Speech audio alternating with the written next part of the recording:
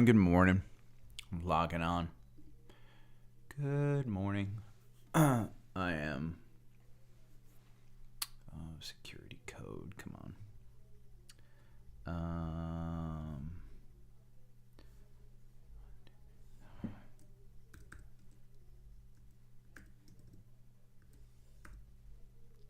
Don't ask me on this computer again.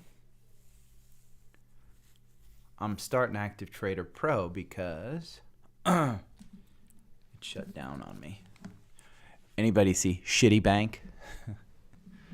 It's the only bank that's up. Shitty Bank is the only bank that's up. I'm going to log on to YouTube here so I can see the comments. Hit the thumbs up if you haven't. It's the only bank that's up. Okay, we're going to turn that down. Hit the thumbs up. Boom. Live chat. There we go. I had a huge drop off on the number of listeners yesterday. Maybe because I flexed with my Weeble account.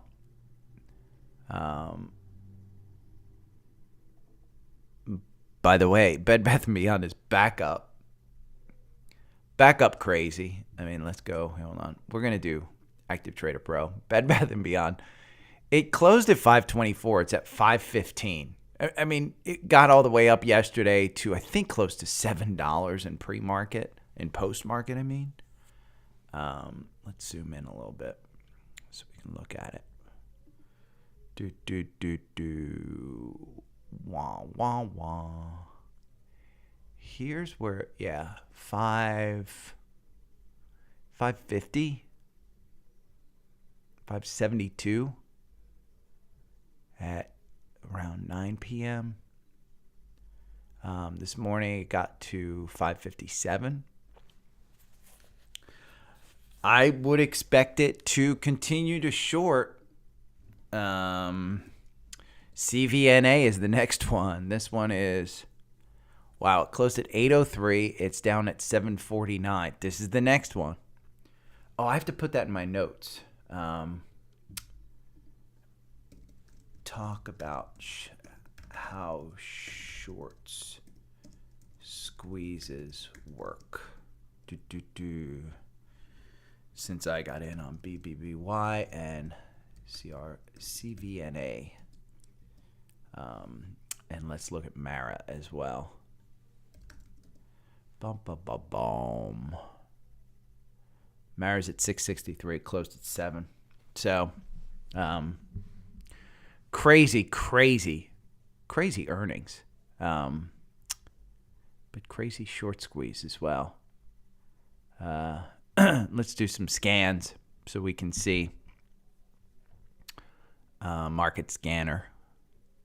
See if there's anything that crossed up. The core portfolio we're going to look at first. Nothing in the core portfolio. Let's look at my personal brokerage. I don't think so because a lot of that is crossover with the core portfolio. Let's look at some low cost. Nope. Spider sectors. Let's look at this. Nope. Let's look at my watch list that I don't own and that maybe I want to own. So if you guys don't know, this is TrendSpider. We're going to move down here. This is TrendSpider. This is where I house my algorithm that I use as part of my trading system. It's 25% off. You can get with code DSP25 for daily stock pick 25% off. I talked to TrendSpider over this week, and we're going to do they're going to have one of their instructors come on and do some instructional videos. So I would urge you guys, if you have signed up for TrendSpider, let's see, for TrendSpider, and want to know how to do something, hit me up on the socials, because we are going to do a custom video learning for subscribers of my podcast and YouTube. Boom, boom, boom. That's what we're going to do. And we got a bunch in ARC Holdings. Regeneron crossed up, but that gap right there kills me. Monday.com. This is a staffing agency. Not really super keen on it. Iovance by no. We're not going with ones that aren't making money. Silvergate Capital Corporation. What does this do, SI? Let's look at SI. SI 3.57, so they are making money. Downgrade Webull to do crypto. Oh, this is part of cryptocurrency. That's why it's down so much. We don't want that. Fate Therapeutics. Urgen. Oof. That's juicy. Let me see about this one in the algorithm. So if you just tuned in and you're not used to me, this is my algorithm where it shows you exits. Exits are in green or red. The green are gains, like this one, 64%. This one made you 1%. This one made you 7%. The reds here are losses, 5%. So my algorithm outperforms in bear markets, which we are currently in. It underperforms in bull markets. Kind of finds that sweet spot in the middle. So on this one, this particular Urgen or Eurogen Pharmaceuticals, I guarantee you they are not making money. It's a pharma play. You lose on the algorithm. You lose 43% if you take all of the trades. Within 1,000 candles, there were 34 positions. You win only 35% of the time, but your average win is 12%. Your average loss is 7%. You lose 65% of the time, so you just wind up losing. So you got to find those golden kind of positions where you can take a good position like this one, $8.12. It got you out in the next candle with a loss, but that's just because this candle, it traded between $8.16 and $7.40. So you probably could have gotten it. It opened at $8.12. That's where it put the buy-in. So that's why it got the loss on the next candle. And it got you back in at $7.82. And today you're at $8.79. So even though that's a loss of 5%, that's where the algorithm kind of, finds that sweet spot. So in the just kind of looking at the core portfolio of what I recommend, there's only one stock that's up, and that's NFLX. Huge dividend payer in the oil industry, energy, and gas. But let's go back to Market Scanner. And we're going to go here. I'm not going to bring that one up. And if I don't find anything super, super juicy, typically what I do is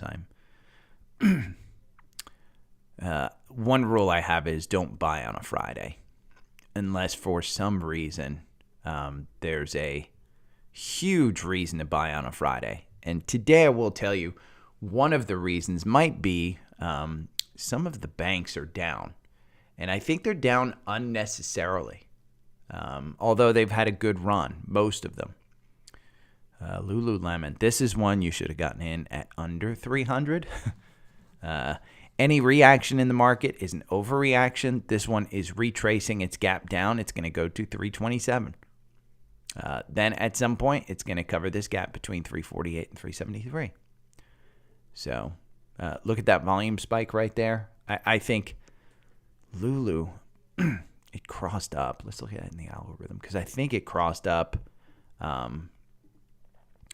before this too. 315. Let's put that one in. That's a juicy one. Scans. We're going to put Lulu. The danger you have, let's look at Lululemon and Active Trader Pro. Lululemon and Active Trader Pro. It's down at 310. I'll do an analysis of Lulu because I think it's going to use that 200-day at 324 as its resistance level. I think it's going to bump up there. There is no reason to think that Lulu, let's look at the most recent monkey comments on this one. No reason to think that Lulu is going to explode up here. 34 is the PE. I mean, it's expensive. January 6th upgrade. Wells Fargo equal. January 6th. Here. Go back to January 6th. Where was it? Dude, January 6th, we were trading at 329. You close that. And January 6th, Wells Fargo said, you know what? We're going to up our price target from 360 to 380. And you look at that, nobody's changed their price target. Yeah, here's Argus Research analyst report. Let's see. This probably has some good numbers in it. No. The page you're looking for isn't there. Yeah, great. Thanks.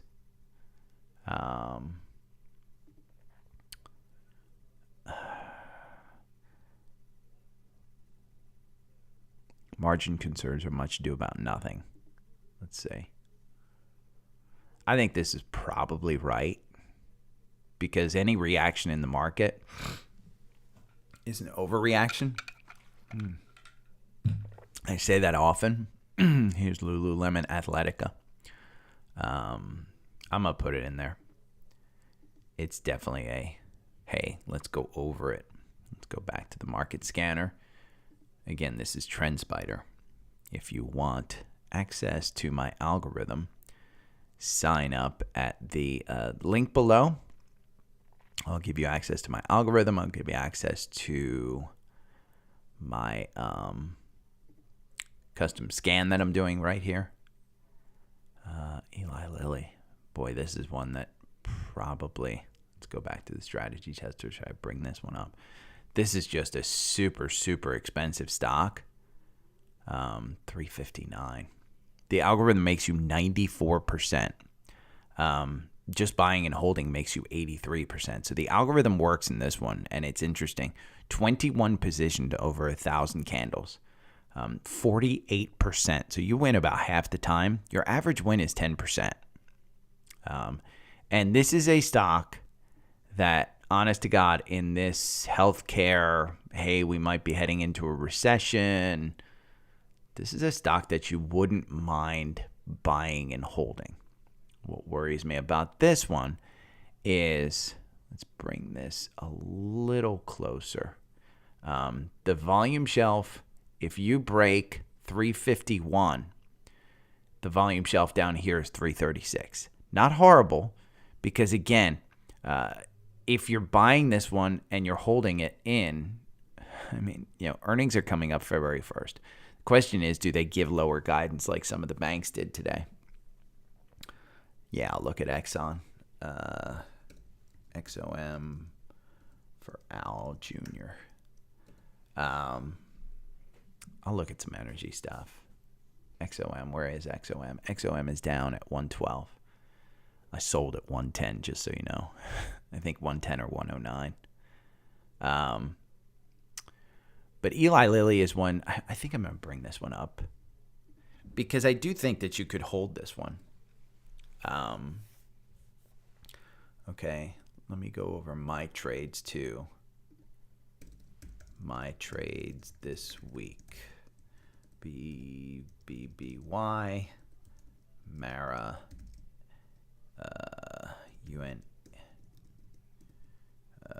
UNH, and Wells Fargo. Okay. I think those are the 4 that I bought this week. Still holding. Haven't sold. But we're going to have to look at SPY as well. Okay, let's go back to the scanner. And we did the S&P. Now I think it's time for energy. Let's see if there's any energy that shows up. There always is. Travel Centers America always seems to show up for some reason. Bum, bum, bum, bum. Oh, no energy is showing up. My biggest loser, by the way, is Amazon today, which is interesting. Down 2%. Get yourself some Amazon. Consumer discretionary XLY is down 2%. Oh no, Tesla's my big one. But you know what? I don't own Tesla. I need to take that out of my core portfolio. Because I just don't own it. Arco. Ooh, that's a juicy one. Under the 200-day in an energy stock. Let's see what their PE and stuff is. That MACD's down low. Look at the last time that MACD and the RSI were down here. Then it spiked all the way up to $10. Let's see it, ARKO. Let's see what their market cap and stuff is too. So their PE is expensive, 16. That is expensive, 1.41%. Performance over 1 year is only up 0.83. Price to sales 0.11. Initiated coverage $7.75. Arco announces CFO. Oh, their CFO will retire. That was January 10th. So that's earlier this week. Does that mean... I like this one. You know what? I'm going to bring this one. This one's kind of like a REI. If you guys have listened recently, you know REI is some people's worst nightmare, but I'll look at that one. This one's Par Pacific Common Holdings. Let me see what Arco. Hold on, I want to make sure Arco operates convenience stores in the United States. Yeah. This is the Arco gas stations that you guys are used to. That's what I thought. It's consumer cyclical, but because it's gas stations, Jamie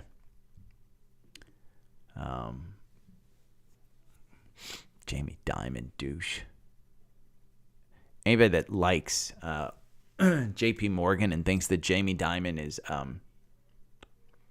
a good guy, look at the Madoff situation. The Madoff documentary on Netflix.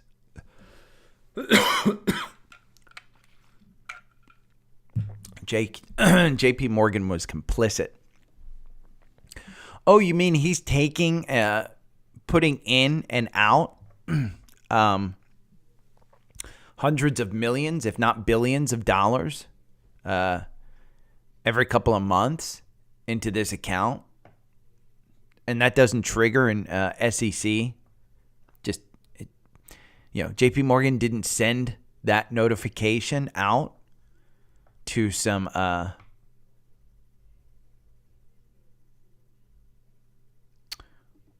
why does this no why does this have that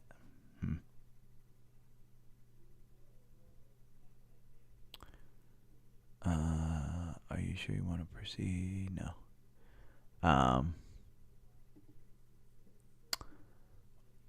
Why is this?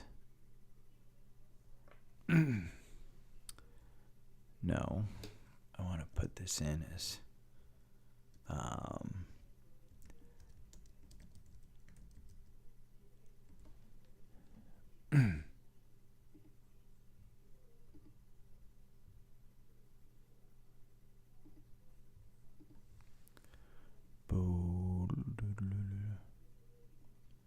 okay. I don't know where those damn ARC holding sale. That makes no sense. Let's look at EQNR. Yeah, Diamond. I'm not a fan. I think he's part of the elite crew that believes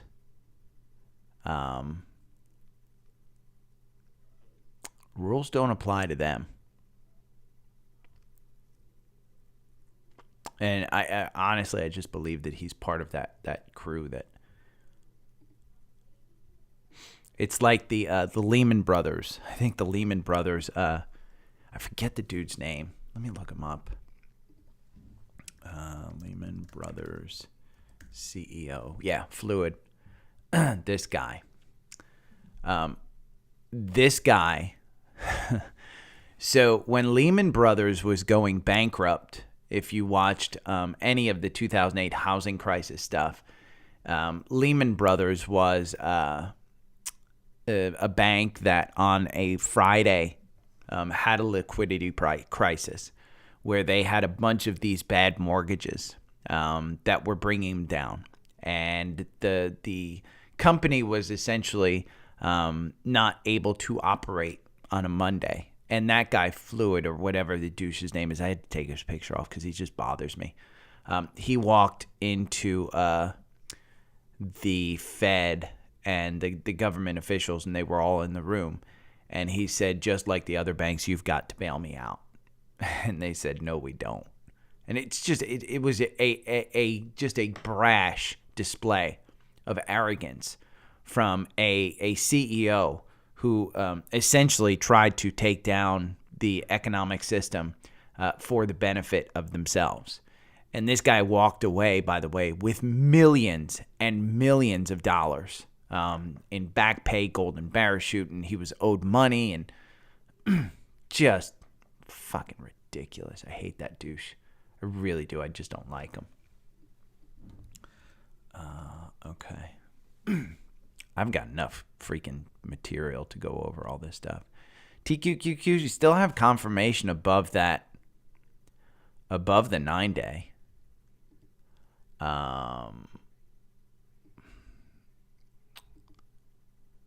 Mara is at 664. It's down. It closed at 703. Carvana closed at 803. It's down at 740. BBBY, it closed at 524. It's 505. It's kind of coming into a capitulation a little bit here.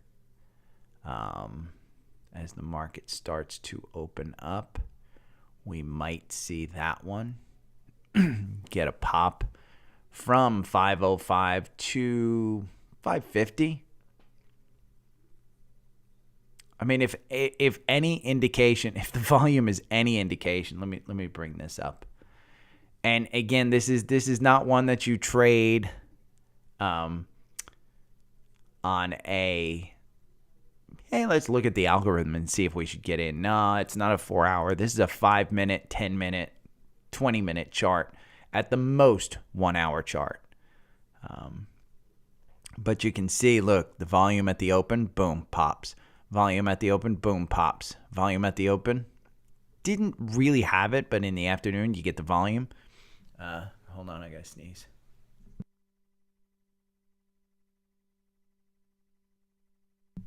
And based on you guys yelling at me last time, I muted. You're welcome.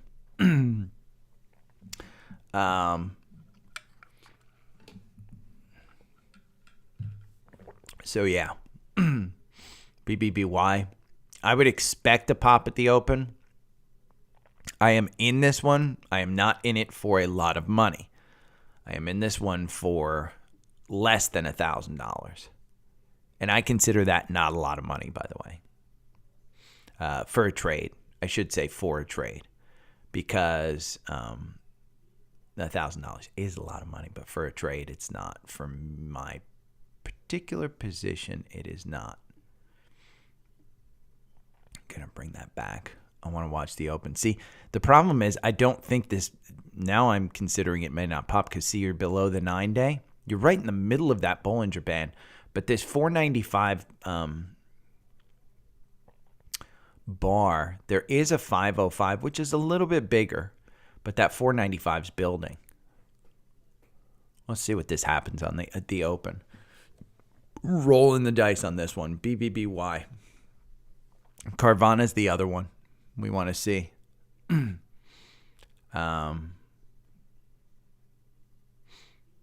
That's awesome.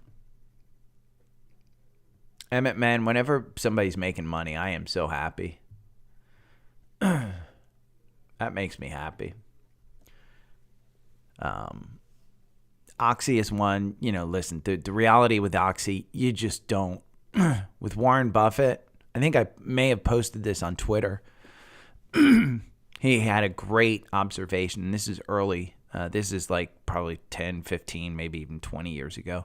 He was speaking at a conference. Yeah, this one has BBBY has no confirmation, but he was speaking at a conference, and essentially, let me look while we're watching BBBY.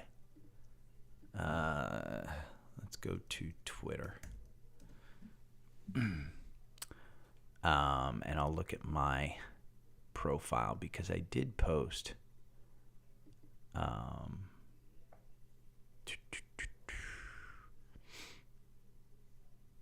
Yeah, here, this is it, if you want to listen to it. He basically says diversifying your portfolio is crap. I mean, that's putting words in Buffett's mouth, but he's like, hey, why would you diversify yourself into a market that you may not know versus just piling more money into a business that you do know? And he's talking about valuing businesses, and that's why he, again, his philosophy on Oxy is it's twofold, I should say. He's got other businesses like railroads and things that Oxy can help and support. So while he took a big position, he said it was undervalued. I don't know that it's undervalued at today's prices, but when he was buying it in the 50s and 60s, or the 40s, 50s, and probably some 60s as well, it was undervalued. Now, this one is kind of it's lost its confirmation. It's losing a little bit of volume here going into the open, but I think you're going to see a pop at the open. And you can see the Bollinger Bands are cinching up. They're closer. So you've got to move one way or the other. Right now, I would say it's down just because you're below that 9-day, you're below the 21-day, you're below that VWAP, and this volume right here between 485 and 494. That one's moving. You're trading at 493. But let's see what happens at the open when all the algorithms kind of pop up and say, hey, we're going to buy a bunch. It's going bankrupt. Let's buy a bunch. Because so many people are trying to buy to cover their shorts too. That's essentially what happens. I need to talk about that. Somebody had asked me about it. And Carvana is probably the same kind of deal because most of these retail traders, you just don't want to be in these when the rug pull actually happens. When people just decide, I've had enough, I'm taking my profits, and I'm going to give the short sellers all the shares that they want, that's when you kind of crash in these. And you can see it came all the way from $8.03 down to $7.30. It's a micro cap, so it's only got 1.52 billion, but it's trading 21 million shares on a 10-day average. And I don't know what the float is, but we can look at the outstanding shares.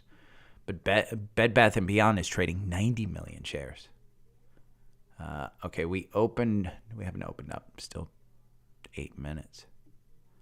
I should get started on my podcast. But see, you're losing this 485 to 494. This one's getting some good traction. So not a positive sign, but since it's a short squeeze, I'm just kind of, again, look at right here. You can see in Fidelity's order window, there's a short percentage. It's from December 30th, 33.49. Now here's the killer. When you go to Carvana, On 12/30, there was 56. And I think most recent estimates are that there's 86% short interest in Carvana, which means they have to cover. And if retailers, get together like they did with GameStop and just decide we ain't selling, and that's why I'm in Bed Bath & Beyond, is just because I think that's a retail name. I don't know. How much do I have in Bed Bath & Beyond? I'll tell you exactly. Bed Bath & Beyond, I have $120. It's not much. I'm telling you, it's not much. Mara, I have $332. So, yeah. My account's small. It's a total $1,000 account. I've gotten out. In Fidelity, I've gotten out of my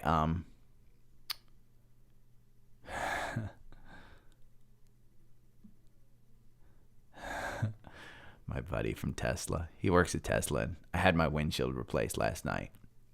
And the guy, I got to tell you, Tesla service, the guy at the service center was just the kind of employee you absolutely would want working for your organization. And so I need to send a thank you letter to his boss just to tell him how good he was. And my buddy's like, hey, I'd send him a text. Hey, you just reduced the prices of the Model Y and X and Model Y and 3. And he's like, yeah, it's a perfect day for you to order it from me.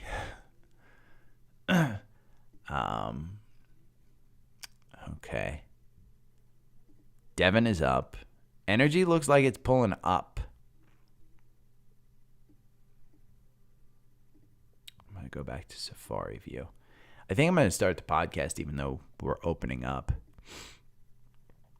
Yeah, I think I'm going to start the podcast. Why not? There's not a lot of people in here. We're going to start it. Okay. Good morning. It's Friday, January 13th, and I'm on YouTube, so you're probably listening to this later, though.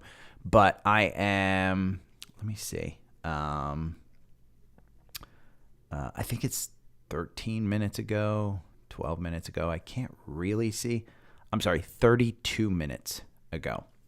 So 32 minutes, go to the 32-minute mark on YouTube if you want to see the charts live like I'm talking.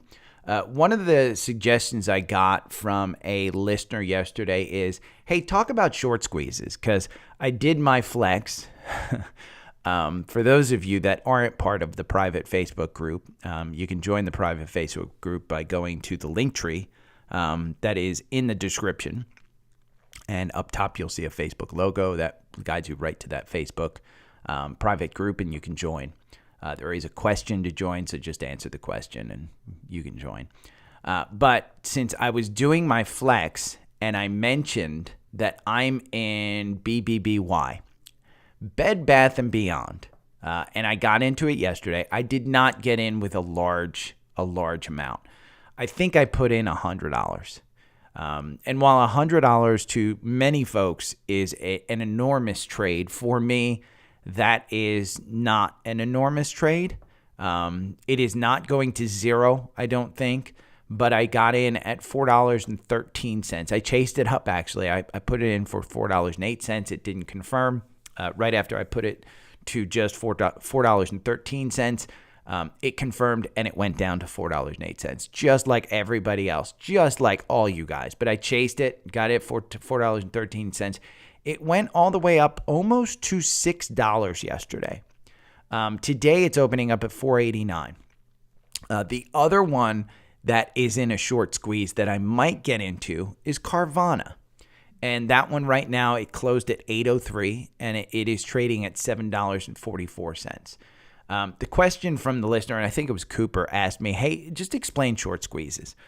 So here's the general overview of a short squeeze, and this is what happened with GameStop, and it is brilliantly described by the if you go on to Netflix and just search GameStop documentary, you can find I think it's a 4 or 5 hilarious documentary.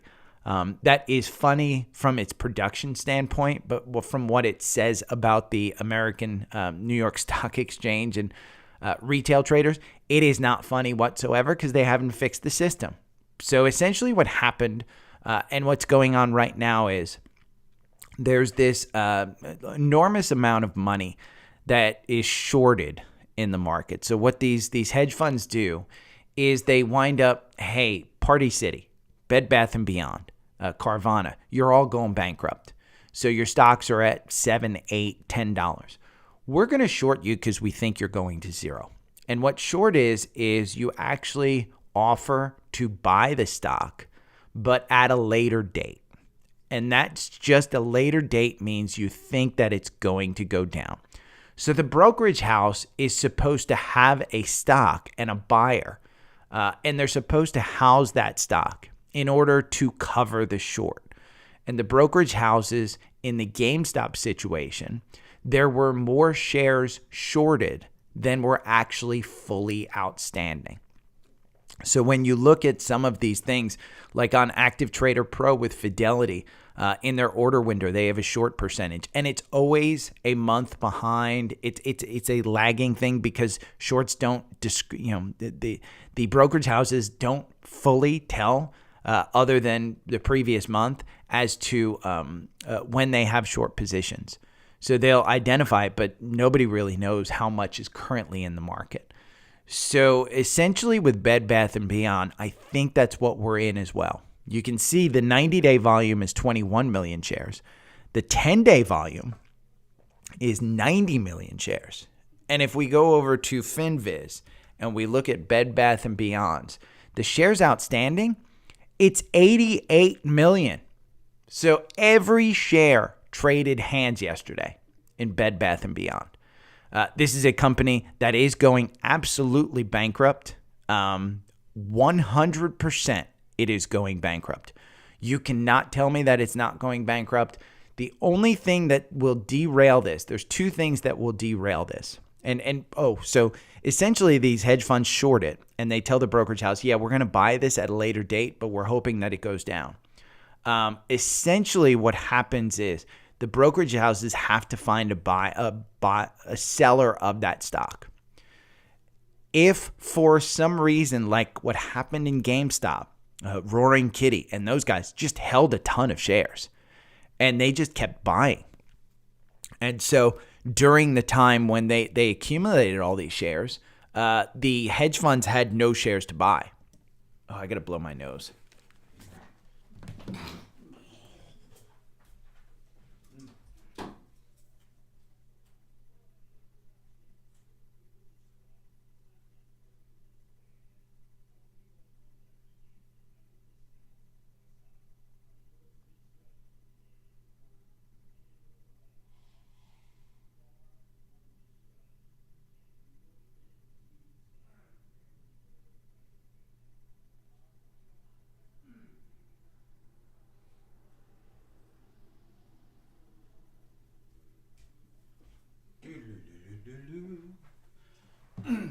Okay, sorry.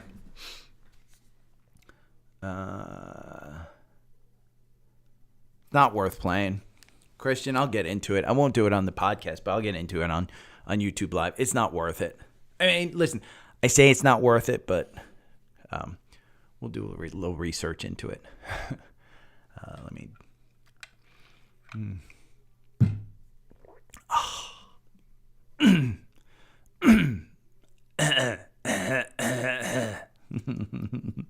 Hopefully I didn't disgust everybody out. Okay. But, okay, so short. So Bed Bath & Beyond has 80 million shares floating out there. There's 88 million. There's 90 million being traded. Doesn't mean that all 90 million are being shorted. But essentially what happens is when brokerage houses the shorts call the brokerage house and they're like, yeah, we want to stop the short, brokerage houses have to find people that are willing to sell. What happens is sometimes people aren't willing to sell. And so brokerage houses can't close the short. And so that's what happened in GameStop. Melvin Capital couldn't close their short position. And so in a short position, you wind up actually not being able to cover your losses, and they continue. Melvin Capital had their losses continue. Now, I am not shorting Bed Bath & Beyond. I am buying Bed Bath & Beyond. I do not tell people when you short, you have to short on margin. Your account has to be margin enabled, and you have to basically do it on margin. And if for some reason, say for some reason at $1, you short Bed Bath & Beyond, and you say, I want to short, $10,000. You have $1 million portfolio, and you say I want to short $10,000 of Bed Bath & Beyond at $1. Well, as the stock continues to go up to $5, $6, $7, $8, you can call and say I want to close that. They'll tell you, well, we have to find a buyer, and we're not sure when we're going to find a buyer or a seller. And you will be put at the back of the line up to probably a ton of people who are trying to close their short positions. And your losses continue to add up as the dollar amount goes, as the price of the stock goes up. So your losses will continue. It's not like buying a stock where you put $10,000 in, and if the stock goes to zero, you just lose $10,000. That $10,000 short could turn into a 50, 60, even $100,000 or even $1 million loss if they can't cover the short position. Because the stock, you shorted at $1. Say for some reason goes up to $1,000. That's 1,000% loss on that $10,000. You just blew up your entire account. So I don't suggest anybody shorts. Use your short ETFs if you actually want to short. SOXS, SPXL, SQQQ, SARK. Use those. You can find individual shorts too. TSLQ is one. But that's how shorts work. And the way squeezes work, and the way I'm kind of playing Bed Bath & Beyond is, hey, I'm buying the stock, and I'm just going to be part of the group that's not necessarily selling. Again, it's $80. It's not a ton of money. It's, I think, $100. It's not a ton of money, but I'm in there. I'm hoping the rug pull doesn't happen. But remember, if even one large shareholder says, you know what, I'm going to sell, and that's what happened with GameStop.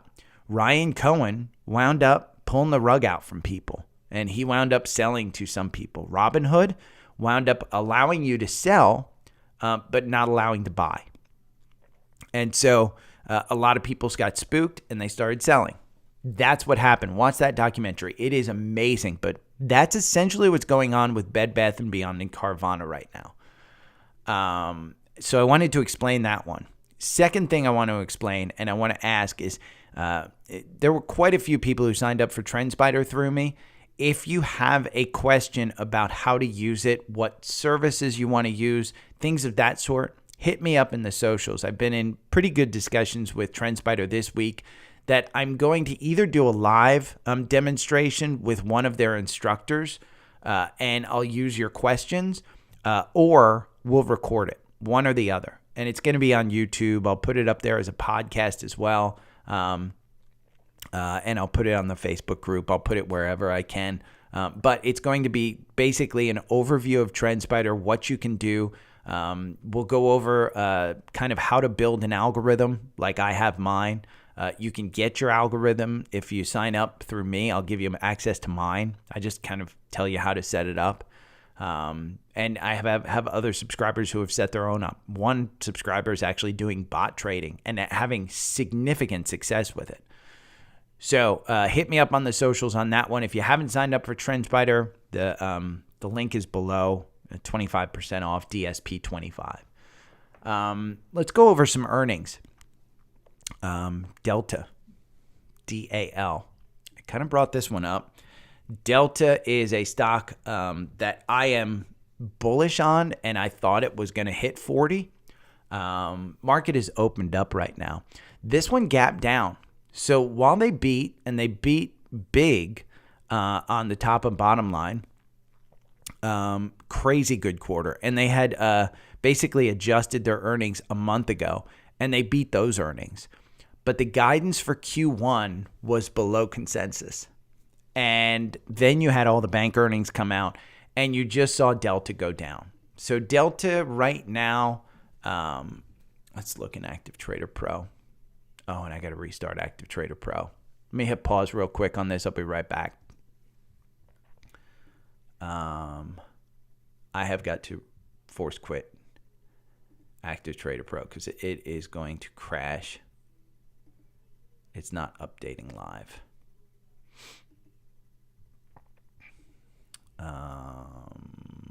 Okay, let's start Active Trader Pro again. Why do I have 10 texts? Jeez. Who's texting me? There we go.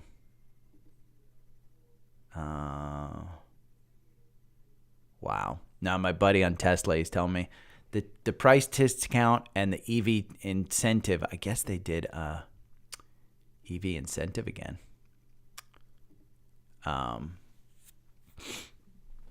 It's going to be a crazy day for him. Let me see what's going on with, we can look up Ape. See if they have news.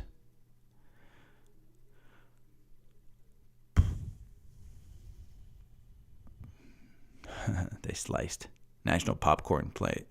Wow, they slashed prices on popcorn. How nice of them.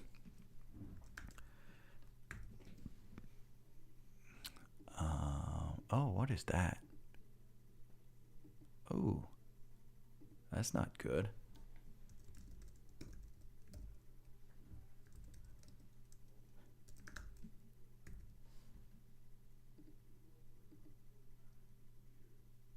That's crazy. It came up with a, good morning, Dawson. Active Trader Pro came up with somebody else's username. Boy, that's wacky.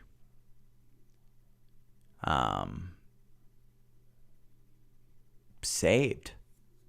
Didn't come up with their password saved, but came up with their username saved. Let me make sure this opens up okay. Before I start this back up, I got to remember I was talking about Delta Airlines. Wow, it's down 7%. Wow.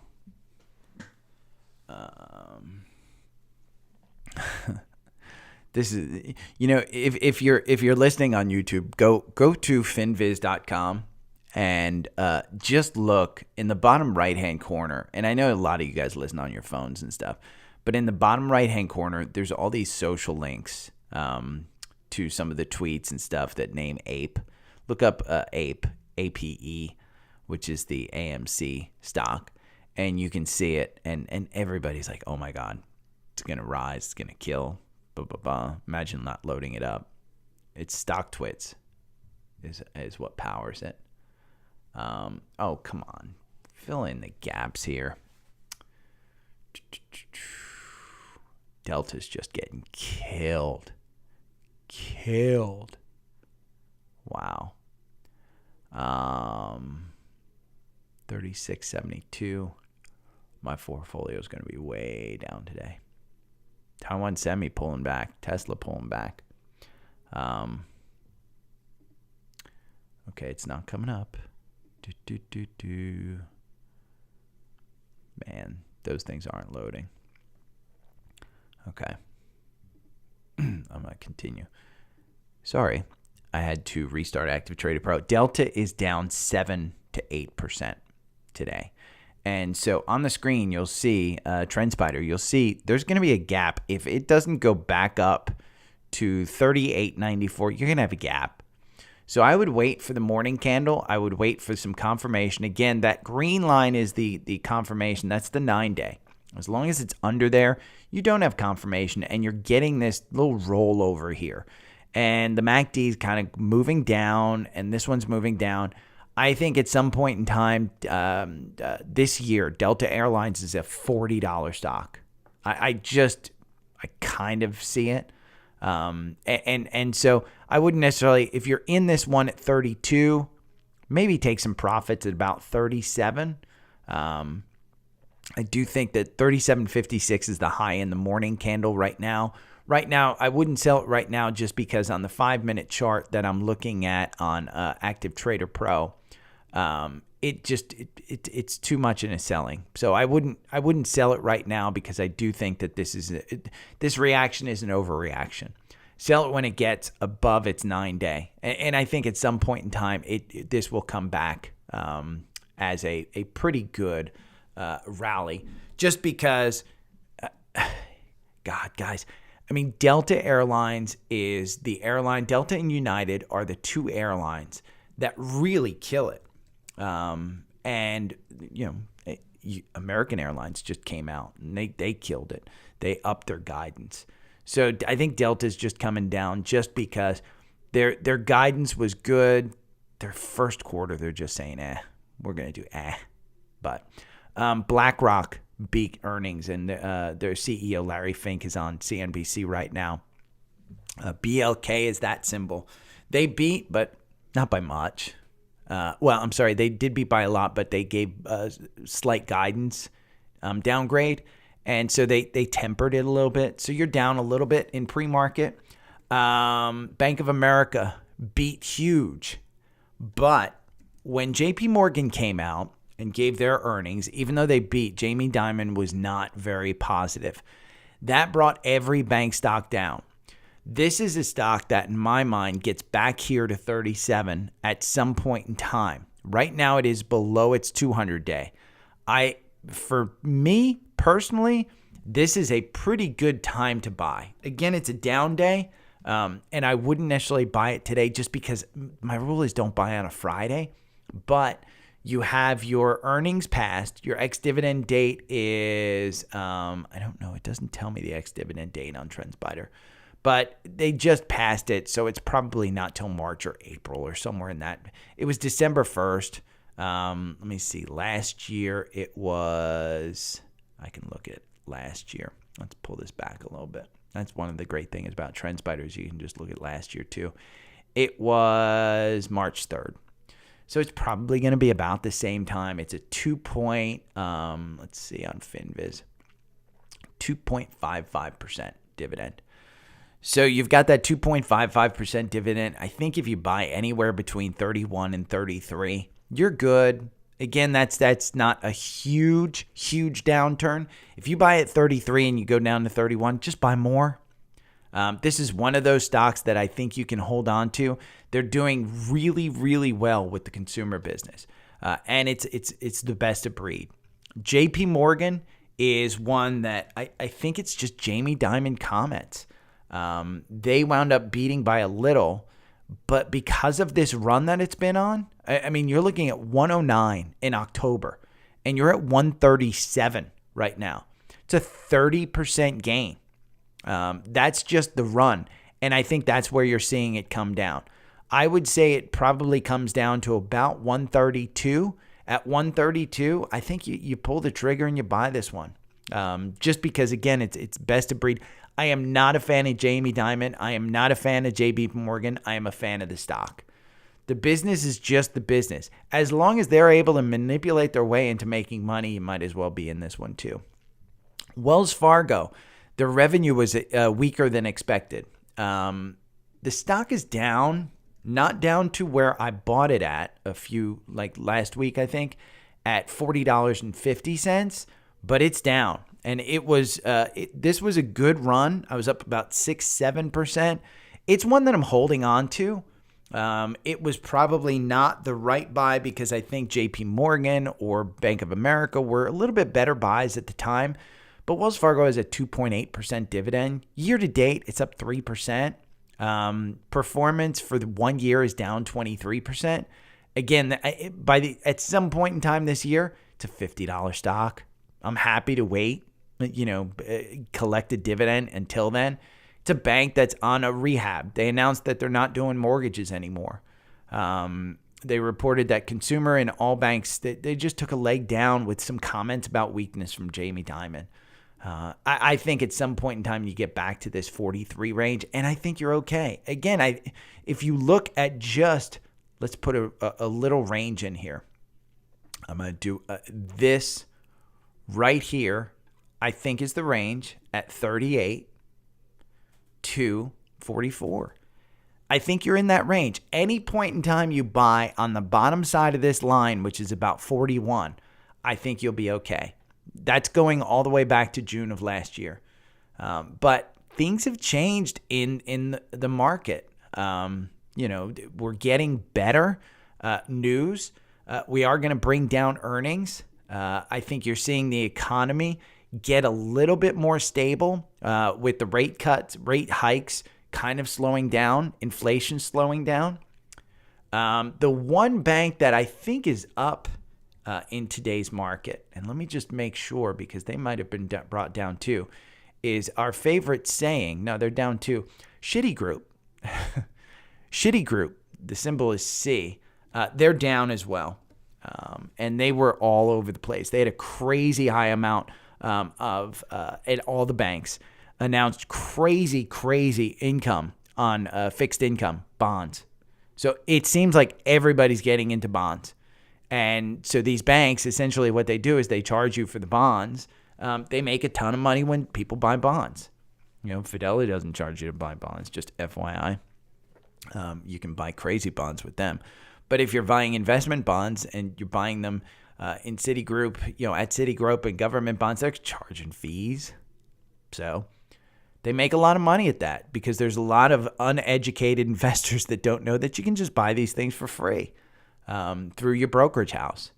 But there's a lot of people getting into bonds and stuff like that.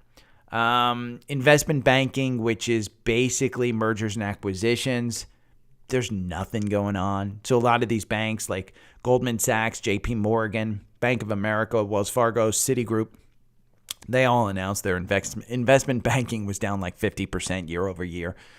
It's just not going on. So, by the way, today is Friday the 13th. Didn't know if you know that, but don't trade on Friday the 13th. Okay, Tesla. We were talking about Tesla on YouTube Live.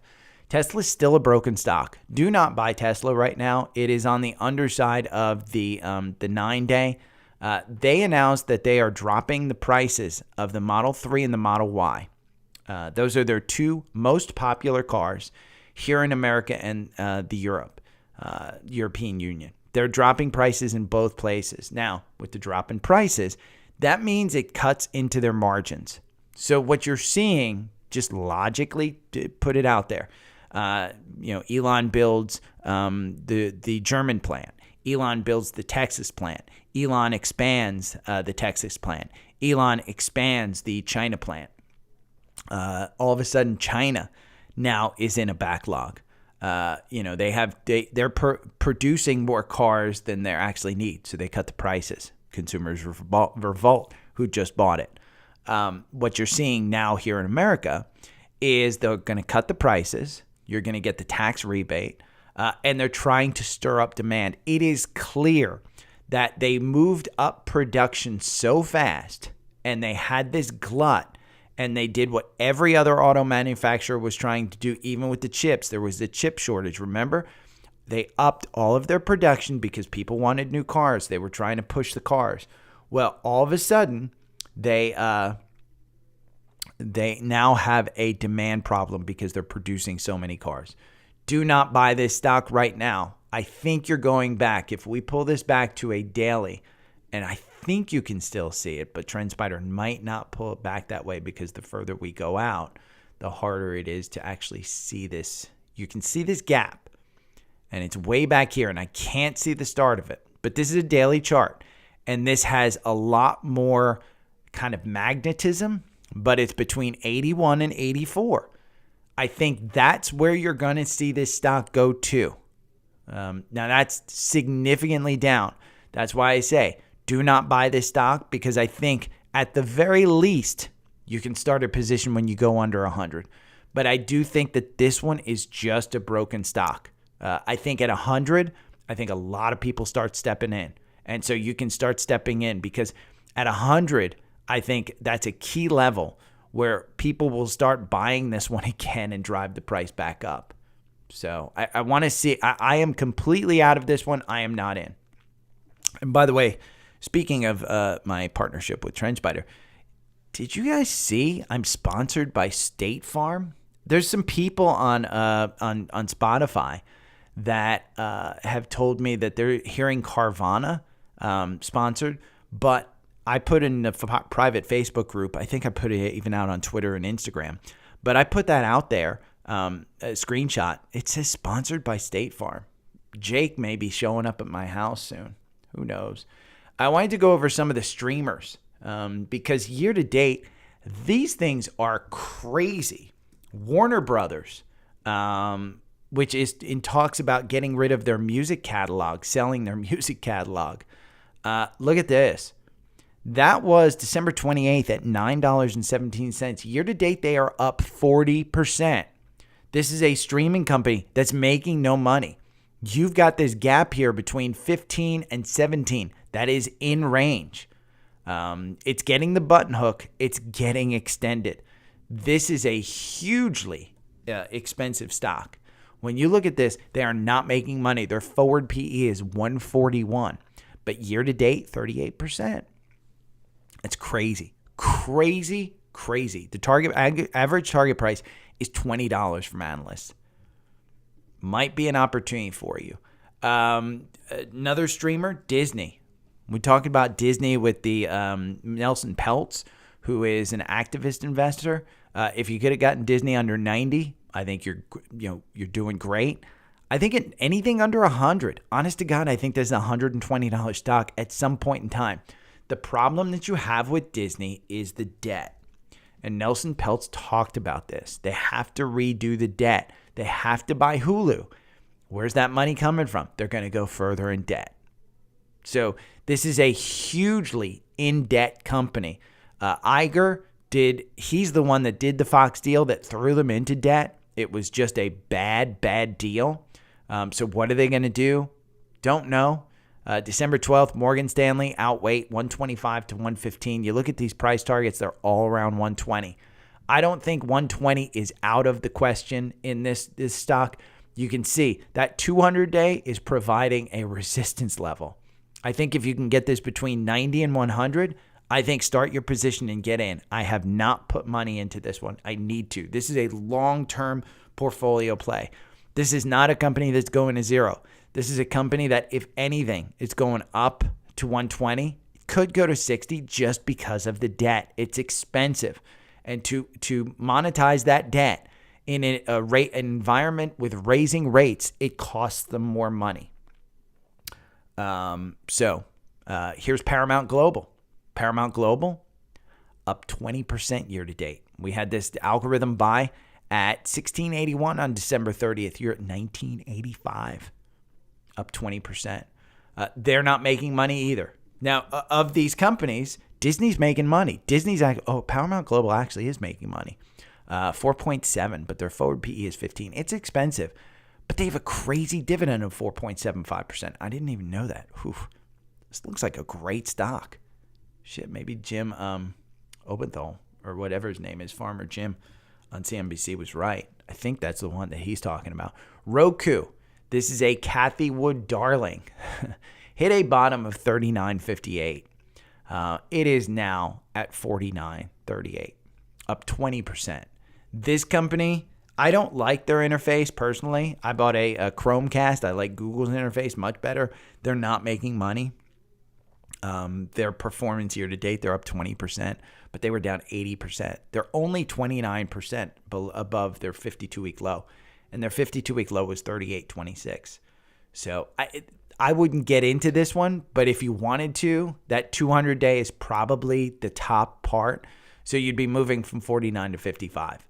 Personally, out of this entire group, I think Paramount Global is probably your best bet. It is a little bit expensive. It's bumping up against that 200-day. So mind you, probably 16 is coming before you get up to some of these gaps up here in 28. You kind of probably going to cover this gap, but it's not worth the risk. I'd wait until you get back to 17 or 16. The MACD is going to cross down, and that RSI is going to come down. They've just run up too much. Let's take a look at XOM. XOM for Al Jr. on YouTube. Let's take a look at XOM. This is one I personally hold. I think I still have about $100,000 worth of this. It's a favorite of mine. This is one that I bought back in July of 2020, I believe. So if we go back to a weekly on this one, energy is still in an uptrend. And this one is in an uptrend. Look at that weekly. It just, this is 2020 right here. This is the global pandemic. I believe I bought somewhere in this neighborhood, and it slid down. I mean, honest to God, it slid down. I think I bought it at about 40. I think my average purchase price on the way down was around 39 or so. I sold up here at 110. This is part of what I tell you. In a good company with good leadership and good earnings, and specifically in energy, which you knew was coming back at $20 a barrel. I mean, I was investing in energy back here in March, and it went, UCO, I thought was a great buy. It was not, because it's a decaying asset. I should have been investing in Exxon. I should have been investing in Chevron. I should have been investing in Oxy. I should have been investing in companies that actually own oil, not ETFs that trade on the futures of oil. That was my mistake. I lost a bunch of money on that one. Learning experience. But as I got into investing in oil, I got into the companies, and I've made a bunch of money. Does this mean that it's too late to get into this? No, because Exxon, look at their PE. It's at 9. Traditionally these have been at 5 and 4, but it's got a 3.21% dividend. Year to date, it's up 2%. Your oil right now is at about $70, $80 a barrel. The oil producers want it at 120. The governments want it between 60 and 70. Here's the thing. There is a limited supply of oil. Demand is unlimited. Supply is limited. So suppliers like OPEC may cut back their production. You can see that the Russian oil that was taken out of the system had a huge impact on the price of oil. We've got 20 million barrels or 40 million barrels that we've got to put back. Might be 200 million barrels back in the strategic oil reserves. We've got to put all that back. Our U.S. government has not started to replenish that. Where are they going to replenish that? They want to do it as low as possible. Well, when you pull back demand, you can do it, and you can do it at the prices today. If you don't pull back demand, and demand continues to increase with China opening, and you've got to refill those strategic oil reserves, you're going to be paying a premium price for it. So it's not too late to get into this. Exxon particularly, I would say from an algorithm standpoint, I'd like to buy this one anywhere between 100 and 110. The algorithm got you in at 110.38. You're only at 112. So it's not crazy to think that, hey, 112 is a crazy price. January 30th is your earnings date. Right now, your RSI is at 61. I would probably wait for it to get down below 110. Maybe start a position there. I think I sold at 110. I sold a bunch, but it was tax loss harvesting that I was looking at. By the way, what's up today? United Healthcare, UNH. This is one of the ones I'll go over my trades. I bought this at 485. Waited for it to go down. It's back over 500. It's at 505. You're up almost 2% today. So patience in the market can make you money. Good companies can make you money when they pull back. Let's look at Costco, because Costco is the other one that I wanted to get into, and I didn't get into because I was greedy. I didn't want to buy at 450 because I said, nah, I don't want to buy at 456. I'm going to wait for it to go to 440. Put in an order, didn't fill. What does it do? Just kind of pops up. Their December sales come out and boom, it pops up in January. I got greedy. I didn't get it. I still say anything under 500 in Costco, you're good. If they announce a membership increase like I think they will, this thing's going to pop. Another buy this week was Bed Bath & Beyond, and it went over that in the short explanation. And it's down. I'm going to take a look at it. I might sell, take some profits, may buy back in, but I'll probably get out of that today. I don't want to hold on to it in the weekend because I just don't think the weekend is good. Another one that I got into, Mara. Mara should be flying. It's got all the confirmation in the world. For some reason, this one's going up. I don't know what the reason is. I think it's just cryptocurrency is hanging on, and crypto's coming back into play. And Mara was a good play. I think I bought this one at $6. Maybe it was $4. I forget, but I bought into this one. Small position, not huge. We're talking hundreds of dollars, not thousands of dollars. But it's moving. It's moving higher. Wells Fargo, we talked about those earnings. I bought at $40.50. It is at $40.91. It is going back to where I bought it. Am I hurt by it? Nah, it's got a dividend. I think it's going to put in this floor probably between 39 and 40. That seems to be kind of where it goes when it pulls back. You can get into it, ride it up to 44, get your 10% if you want. Right now, the MACD is kind of crossing down, so you're going to get an exit on this one. You're probably going to get a loss from this 41.29 point. The RSI right now is at 37. It's quickly getting in there, but like I say, any reaction in the market is an overreaction. So I'm kind of holding on to this one. I did start a small position. It wasn't a big position. It's just a couple $1,000s, but my goal is to get to tens of thousands of dollars in financials. And so Wells Fargo was just a small piece of that. I'll probably add to my Bank of America today as that one pulls back. That one's at $33.85. The low today was $33.09. So I'll probably put in a buy around $33. I don't think $33 for Bank of America is a horrible one to buy. But those are my 4 trades: Bed Bath & Beyond, Mara, and UNH and WFC. Bed Bath & Beyond, Mara are trades. UNH and WFC are starts of positions in my long-term portfolio. Let's talk about scans. Lululemon, I had said any reaction in the market is an overreaction, and maybe wait until you buy it. It got down here on its earnings, down to 289. And I said under 300, you probably should buy it. Today, you're at 315. The algorithm cross up is at 315. I don't know that I'd wait. I'd buy this one right now. I think you could get it closer to 305. The problem is you're going to be pushing up against this 200-day at 325. So if you buy Lululemon, in my opinion, this is not a trade, a short-term trade. This is buying it so that you can hold it till it gets back up to this 371 level. I have no doubt in my mind at some point in time it will. I don't know that is this year. I don't know if it's next year. But this is a long-term portfolio play in my mind. And the only reason I'm bringing that one up is because of that. The other long-term play that I think is an opportunity is Lilly. And Lilly, the 200-day, is at 343. It's trading at 361 right now. The algorithm had you buy in at 359. I think you can get that 359. This is one that I think you can hold on to. Their earnings are coming up in February 1st, and their ex-dividend date is on February 14th. Now, they have a small dividend. I don't think it's huge for a biopharmaceutical company. It's 1.26. Their PE is 53. So it is expensive, and these earnings will need to stay high for it to be to justify that PE. But I do think that this is one that you can buy. I think anywhere between 340 and I'd say 350, 355. I think you will get this at 355 at some point in time between now and earnings.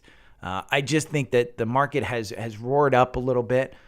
It's kind of semi coming back actually right now. But Lilly was one. Another one in the energy space, and it's kind of energy space, but it's ARCO, ARKO. And these are gas stations. It had a cross up here at $8.52. If you know anything about gas, you know that it's up at it's $3 a gallon. I don't know. But this one is below its 200-day. The last time it had this death cross, the 50-day is kind of still moving down, but the 9-day and the 21-day are moving up. So 852, the only reason I bring this up is, again, because I think it's chart-wise, it's a good play. When you go into FinViz and you look, the PE is 16. It's expensive. It's got an ex-dividend date of 1.41. Performance over 1 year, though, This one kind of held up. It's 0.83%. The last Wells Fargo equal weight, $7.75 was the price target, but that was way back in May of last year. So you can kind of read some of the articles if you're interested in this one. Chart-wise, I think this one brings about a decent opportunity. I still think that there's better places for your money, but since it crossed up in the space, and if you use Arco gas stations, you might want to look into this one. Now, the algorithm loses you 41% in this stock. Buying and holding makes you 5%. So the algorithm isn't great on this one. Your average win is 7%, but you only win 25% of the time.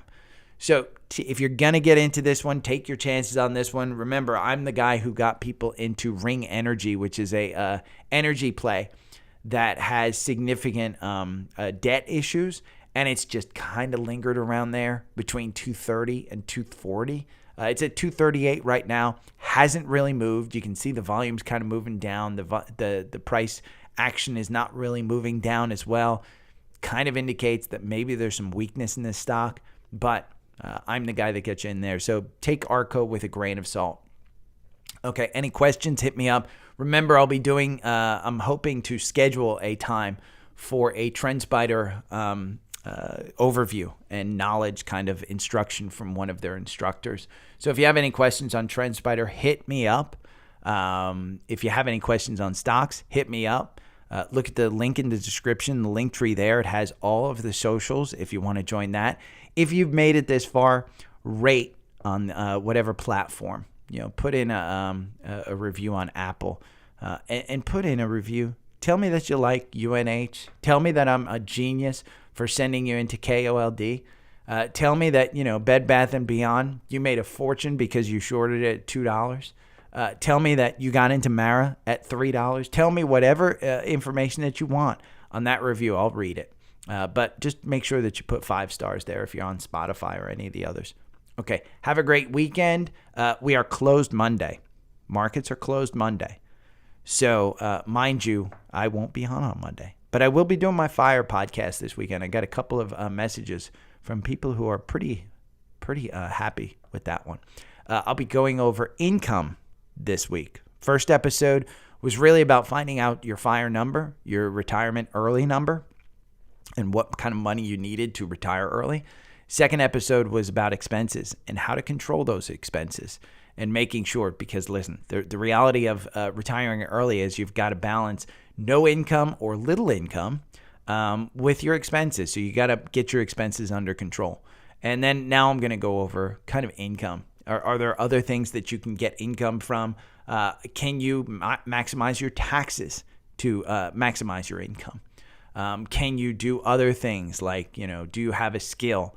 Do you like to talk about stocks? Can you start a podcast? Do you like charting? Can you develop a software program that does charting? Are you an entrepreneur? Could you start a business that turns into a side hustle, that turns into a career that provides you income? Do you like real estate? Maybe real estate's on the side, but we'll save that for the Fire podcast. But thanks you guys for listening. Have a great day. Have a great weekend. Enjoy. Okay. Export song to disk. Boom. Okay.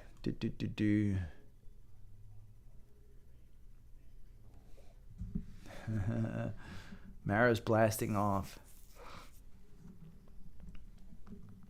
Yeah, Emmett, if you bought Tesla, I'm not worried that it's not going to get back to $200 a share. I'm not worried about that. At some point in time, it will. So one share, I wouldn't worry about it whatsoever. But I do think you're getting down to that 84 level. And remember, Emmett, I think you buy short term a lot. You want to start buying long term. And the reason you want to think long term are taxes. Yeah, I'm holding UNH for long.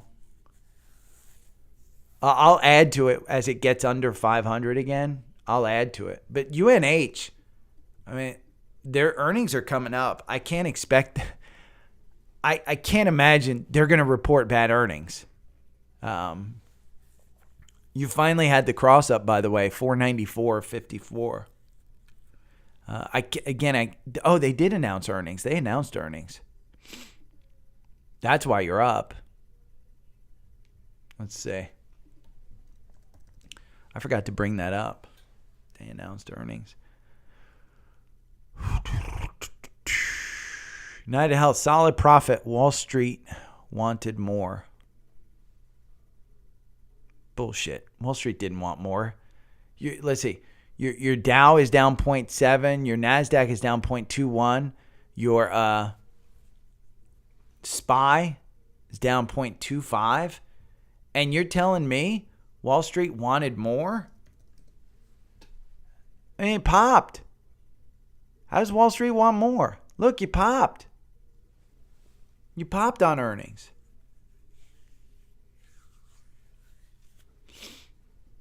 How can you say they wanted more?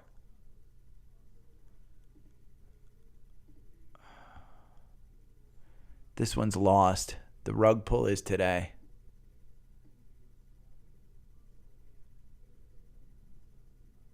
I'm going to sell I think I'm going to sell this. 6% gain. I'll take it.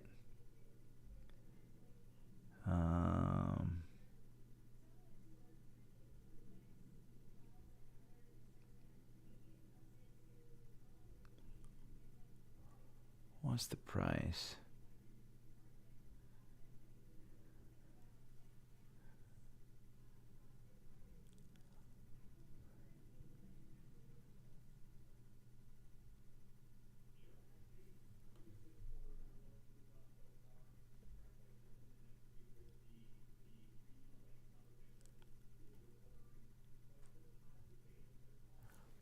Oh, I have to restart Active Trader Pro. Man, this is pissing me off.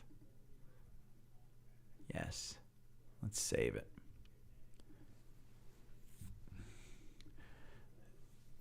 Essentially, Active Trader Pro's given me $4.40, and Webull is giving me $4.60. That's a big spread. It's a big spread. So I want to see what the chart's doing before I close out my position.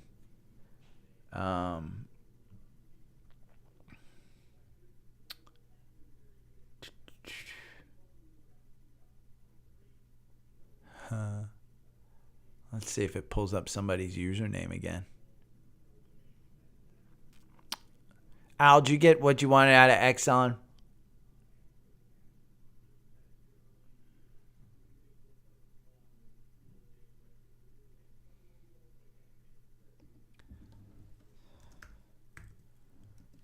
Cooper, don't play in the squeeze on a Friday.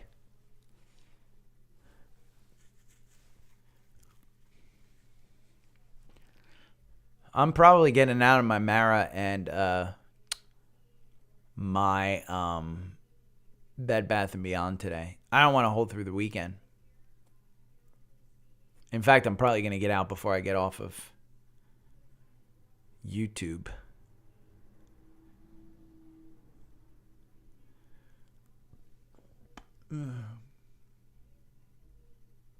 How to trade the banks on CNBC.com. Become a pro member, and we'll give you reporting that means nothing.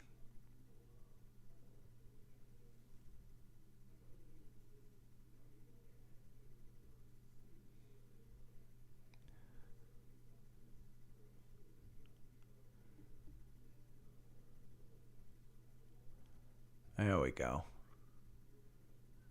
467. Glad I didn't sell at $4.30. Yeah, it's a good thing you can't. What did I post? Let's see. Resting heart rate. Let me look at my resting heart rate. Heart rate right now currently 95 beats per minute. My resting heart rate is 54. But right now I'm not 95 because I'm stressed out because Active Trader Pro is not working. And here I'll show you. See the right-hand side where the most actives kind of live? It's not populating, and it's not populating my positions and watch lists either. And I don't know why. And I'm going to take you off this, and I'm going to change layouts. See if this... No. We're not going to save that. We're going to change layouts.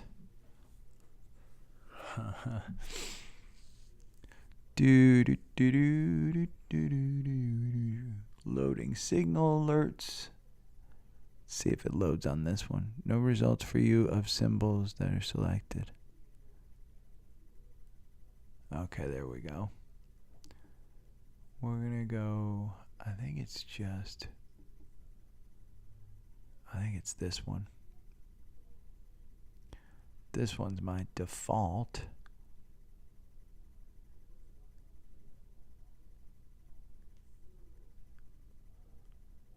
Okay, loading. Loading. No results for you. Oh, man.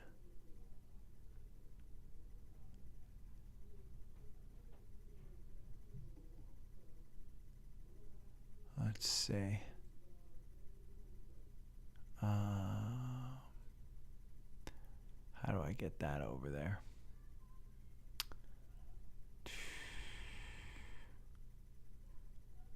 Options, news and research. I don't know what that was.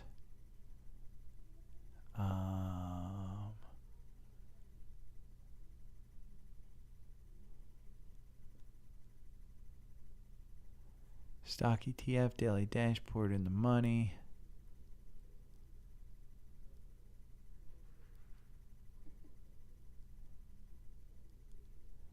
No, that's not it. Alerts.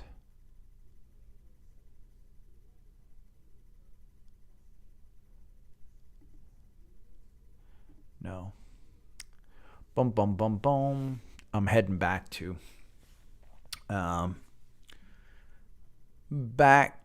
my regular layout. Whoo. That's funny. So my one account, I have $1,000. That's awesome. High five, Emmett.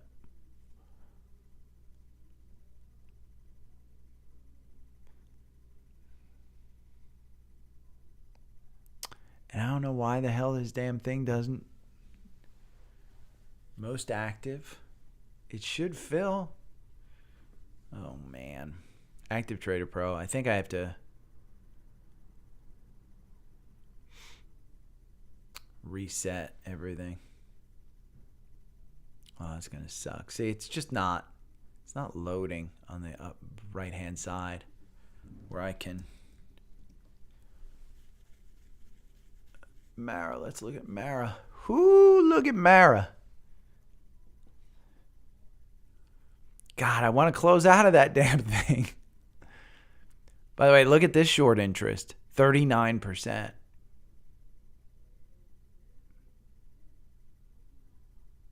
There we go. There, now it's loading. It funneled in. I'm going to leave you guys on that one. I'm going to go over here to Anchor and upload this podcast. Some reason, a lot of people didn't listen to the podcast last night. I don't know if it was I uploaded it late. It didn't filter in. I actually joined a new podcast. Man, it is windy out. A new podcast where I can have guests and stuff on. And let's listen to some of the transitions. I'm going to go down. Let's see. What's this? I don't want calm. Let's go to cheerful. I did do dirt bikes before.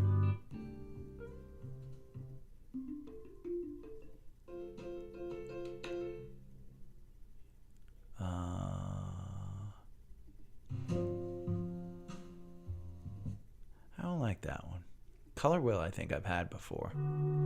Yeah, that one's wacky. Stuffed monster. Sunset at Sandy Isle. No, I don't like that one. We're going to go down to electronic. Hedgehog. I like this one.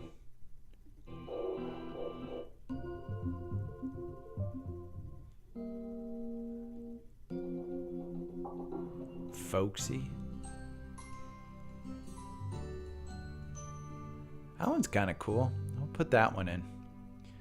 We'll let you hear a good tune before I insert ad. There we go. Won't play on all platforms. Huh. This ad won't play on all platforms. That's wacky. Processing.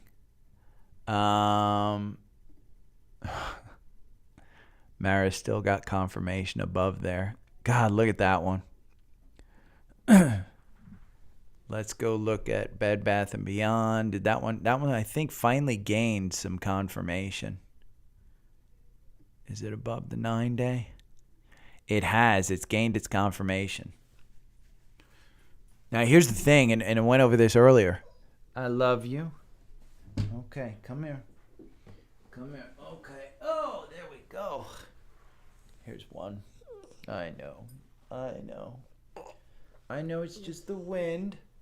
It's just the wind. You don't have to be scared. It's just the wind.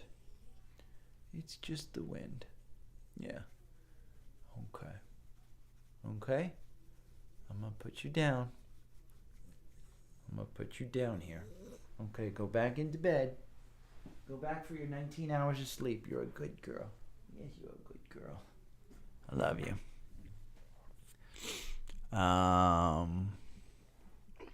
And it's going to lose its confirmation again. Let's look at Carvana.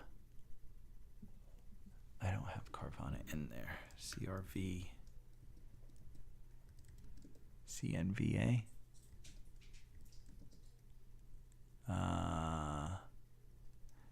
CNVA.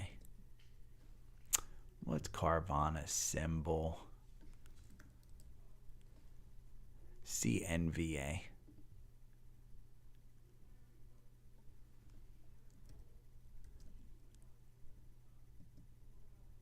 Why is it not coming up? CVNA. That's why, because I got dyslexia. Carvana.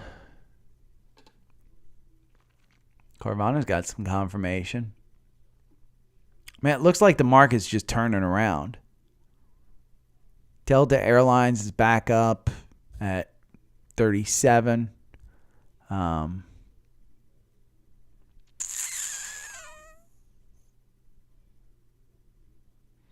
Even the chat's delayed. The one I'm going to watch, though, is Mara, because I got to get out of this at some point. There ain't no reason this thing's going up other than a short squeeze. This has got to be a short squeeze. Let me see. 12 information technology stocks moving in pre-market. Mara. Let's see what it says about Mara. Stock declined by 6.12%. The company's market cap stands at 7.6. Also, Benzinga. Yeah, it doesn't say anything about why. Let's go over to FinViz. I'll move you guys over here. I do have to upload the 4 small cap stocks to hold for the long haul. What? You can't tell me. Tilray. Do not invest in pot stocks. They're not worth it. Board drilling. I like this one. That's not a bad one. Fisker. His cars are great. I think he's going to, Riot. Another mining stock, I think. I've traded in that one before, but it's not. I don't see any Mara. There's no merit in there.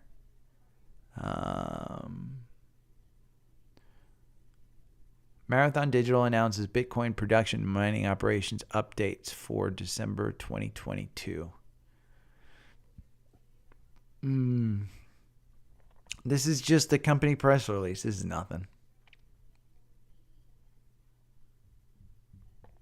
That's not a reason that this stock is going up. I'll move you back over to Active Trader Pro.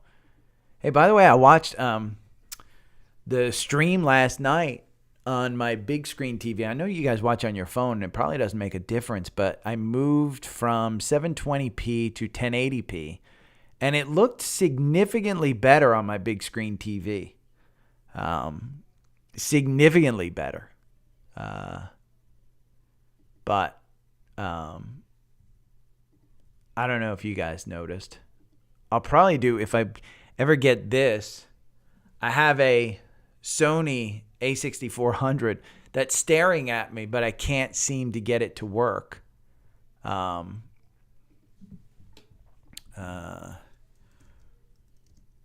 Short squeezes and CVNA.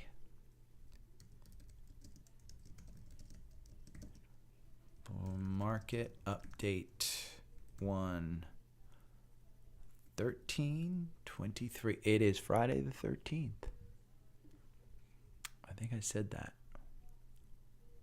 Sponsored. I need to put in sponsored by State Farm. You know what's funny is the whole somebody who mentioned that I was selling too much to me yesterday. And I think I went over that with you guys yesterday. That somebody, a regular listener, had said, you're selling too much. You're going over TrendSpider too much. And listen, it's I could have told you that most people don't think that I'm selling too much, but I was listening to Smartless with Jason Bateman, Will Arnett, and the other guy.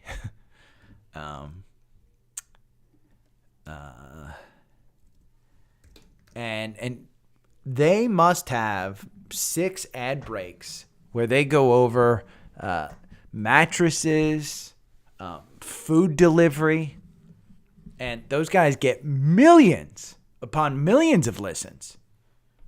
And you don't hear people, and use the code SMARTLESS when you sign up.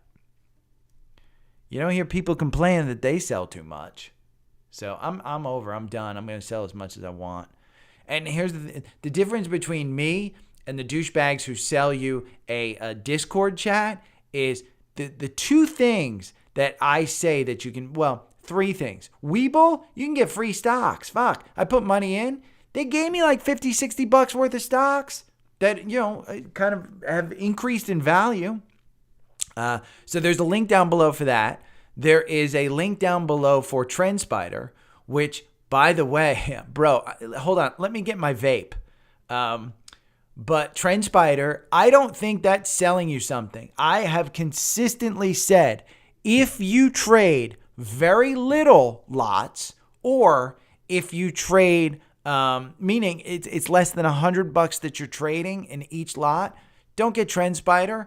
Or if you don't trade a lot, if you're just investing and you just want to buy every now and then, you want to use my the picks on the screen, don't get TrendSpider. Don't sign up for a year. Do not. If you're not going to find the value in that, do not. The reason why I think TrendSpider is better than a Discord chat is it teaches you something that if I decide for some reason I'm done, I'm not going to pick stocks anymore, I'm not going to do anything, then you at least have the tools in your arsenal to continue what I taught you. And it's not like I'm pulling the rug out from under you. So I don't believe, bro, hold on, let me get my vape. Don't get me started. 13th. And then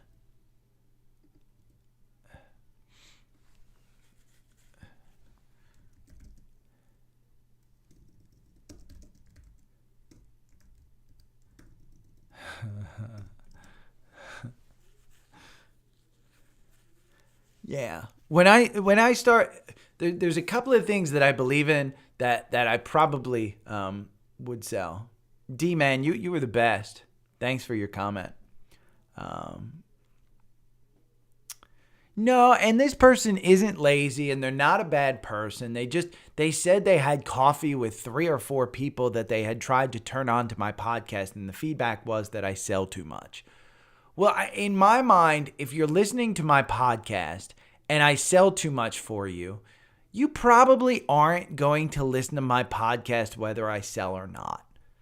If you're a new listener and you're just tuning in, what I do is an algorithm, and it's algorithmic trading, and it's supposed to take the emotion out of trading.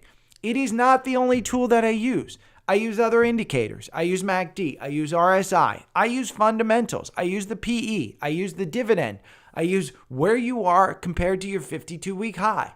I use the free websites that I use. Shit. I mean, you can just go onto FinViz yourself. Download the Webull. Get Fidelity. I don't get anything if you get Fidelity unless you send me your email address. I don't get a thing if you switch to Fidelity. The only thing I've tried to guide you guys not to do is do not trade in Robinhood. Watch the GameStop documentary on Netflix, and then tell me that you feel comfortable giving them your money. I mean, come on. Try and take your money out of there. If you take your money out of there, I mean, it takes 10 days. Now, Barbara, who was a regular, and I think I've told this, she switched her money to Fidelity, and she had a problem with Fidelity, and she reached out to me, and I didn't interject. It was after the fact, but she wanted me to know that she had a problem with Fidelity. And not everybody's going to be happy with Fidelity like I am. I had to accept your profanity, D-Man. Yeah, by the way, D-Man, I can tell you too, most likely the person that this person referred to, they were boomers. My mom wants to listen to this podcast. I won't send her the fucking link. Hell no. My mom's friends at the 55 and older community. Oh, Gary has a stock podcast. Let's listen to it. How do we listen to it? Then I'm going to have to go through, okay, what's Spotify? What is Apple Podcasts? How do you listen to it? Oh, you mean I can Bluetooth from my phone to my car? Shit, you want to talk about a nightmare, man? Talk about 55 and older folks trying to get them to Bluetooth to their 1993 Lexus. Don't get me started. I'm on a roll.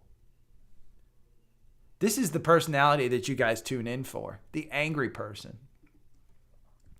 My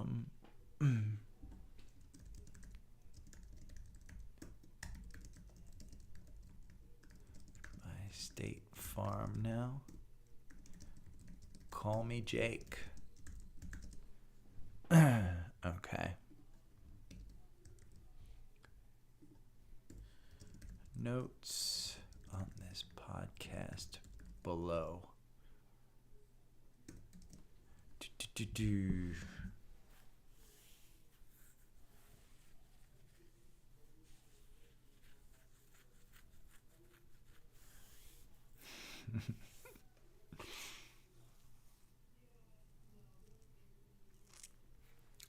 You know what I'll do? Hold on. I'm going to post this podcast, and then my ass is going to sign up for Skillshare, a Skillshare partnership.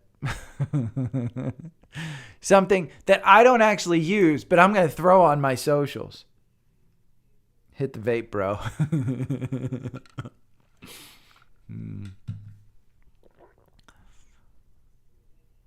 You know why I'm getting angry? Because I started flexing with my Webull. Let me check the Webull account. Hold on. The Webull account, which started at $1,000 this year, is up at $1,173 right now. And I'm still, by the way, $700 in cash. I think. Let me just make sure.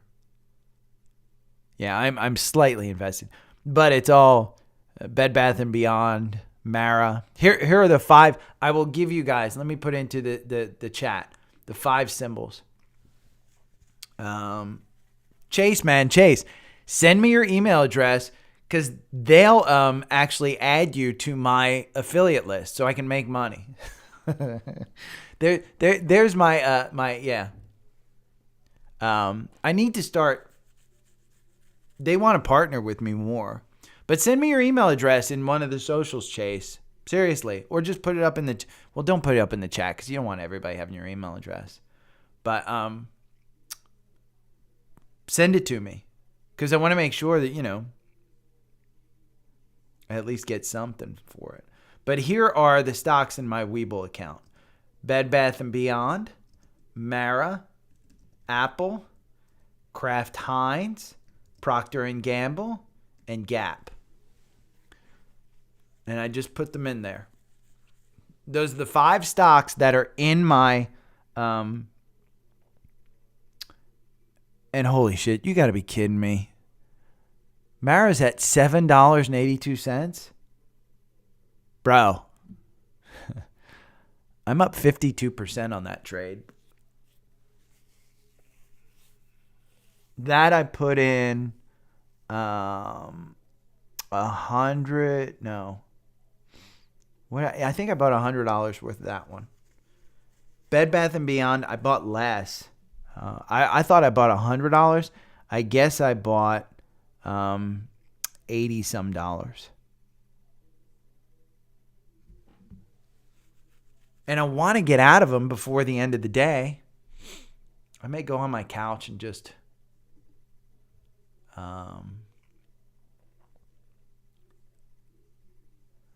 don't know why the podcast got such few listens yesterday. Copy. Maybe it was because I didn't do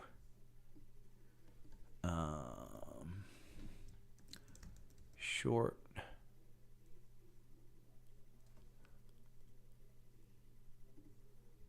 We're going to put that in there. We're going to put this.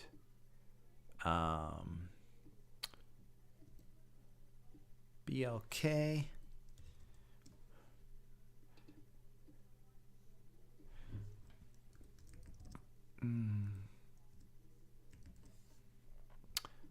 BAC.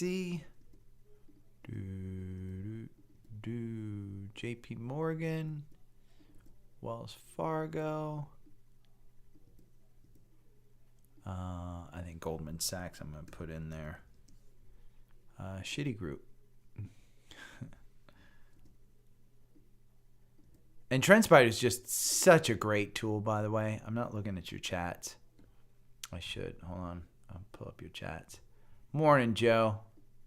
Hey, Joe, your message to me meant a lot. Thanks. I'm glad you're getting stuff out of it. We're going to pull this. This is the worst part of it, by the way. I think I've said this before. Is posting this. Disney. Paramount.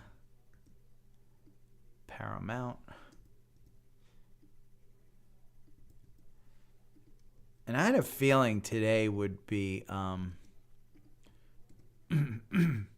morning, Hung.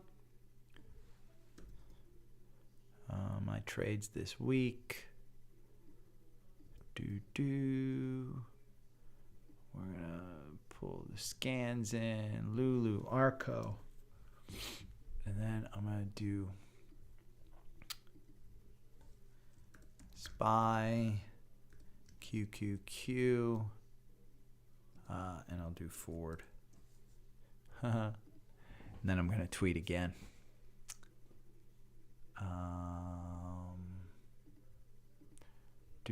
Twitter. We're going to do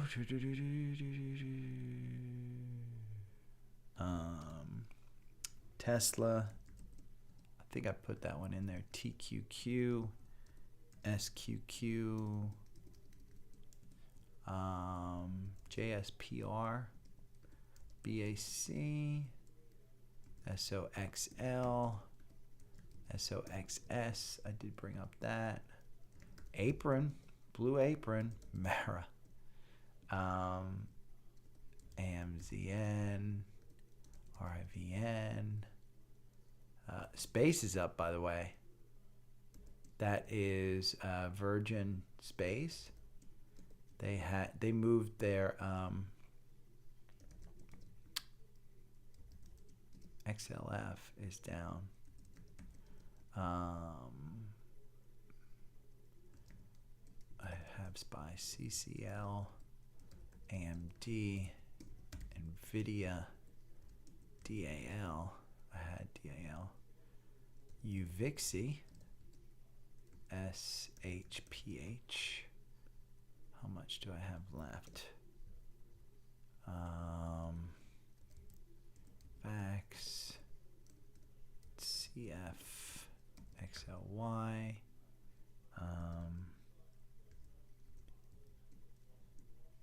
We'll put in that. Okay. Boom.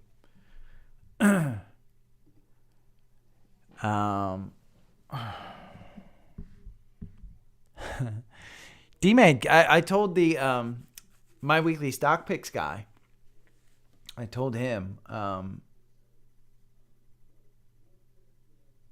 Maras just keep going up. I told him I'm going to trade in Webull.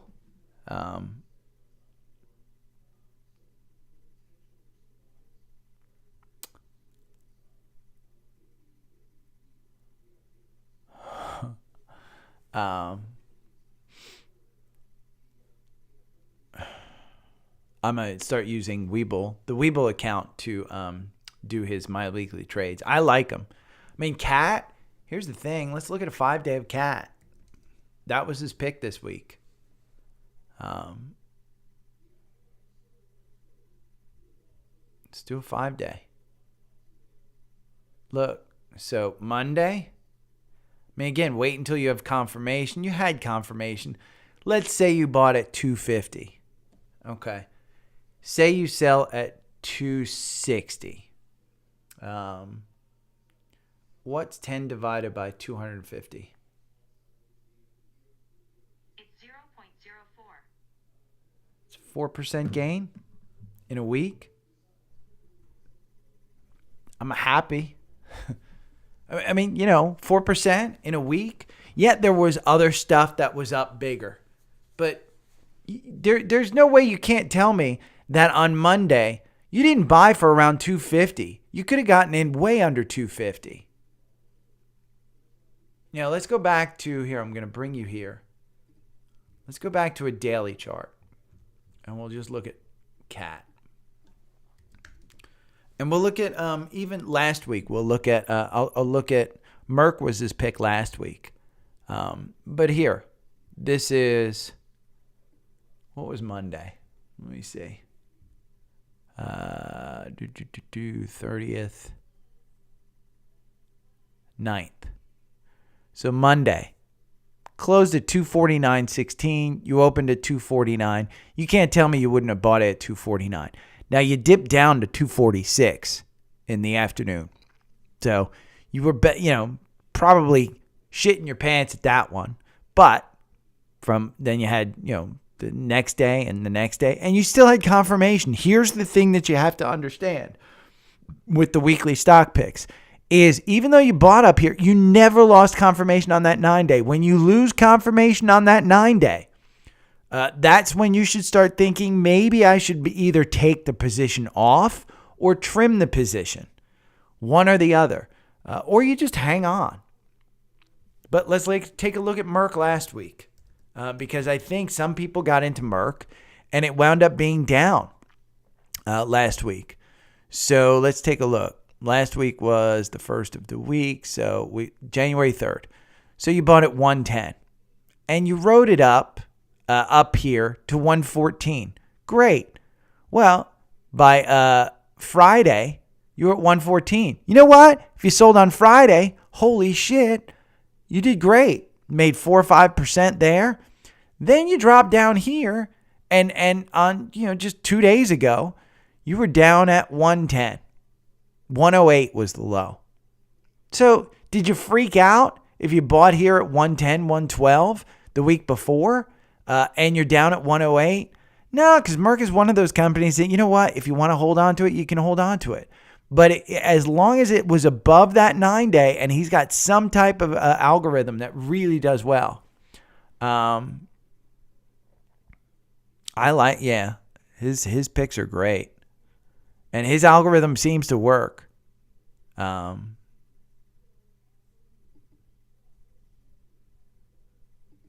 It's definitely interesting. Let me see. Hold on. Let me. Profile. I should promote my live YouTube on here, but I don't. Okay, so I got 235 views within, 6 minutes? 229 within 4 minutes. Yeah. Let's go back to Active Trader Pro. Did we lose anything on Active Trader Pro? I need to quit GarageBand. Quit GarageBand. Save. Okay, now I got to go shower and do some stuff. Carvana flew back up. Do not get me into Carvana on a Friday, man. I'm trying to get out of these short squeezes. Oh, God, look at Carvana. Why didn't I get in at $7? Look at that. Look at that. You could have gotten in at $7, and it's at $8.40. $7 before it gained its confirmation. That's crazy. Oh, and these things. Let's see, 52-week highs. We're going to move that back to most actives. I don't know why that thing keeps. Oh, man. Bed Bath & Beyond. The rug pull happened.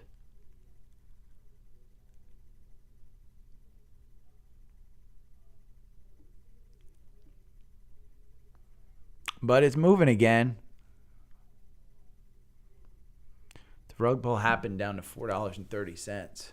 What did I buy? I think I bought it at $4.13. Let me see.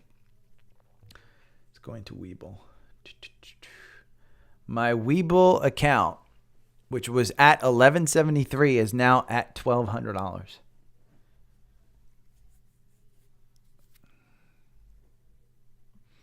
So I should live stream that one.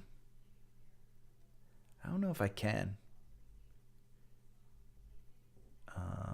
Let's see.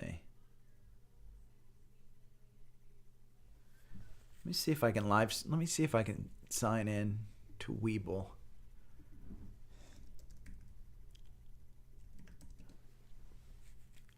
Do log in.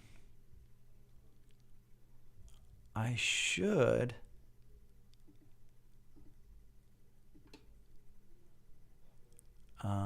Drag slider to fit in the puzzle.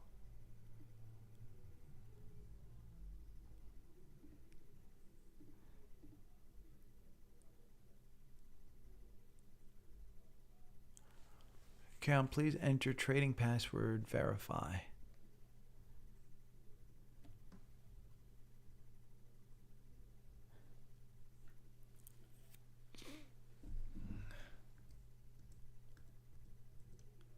There we go. Okay, let me see. I'm trying to see how I look at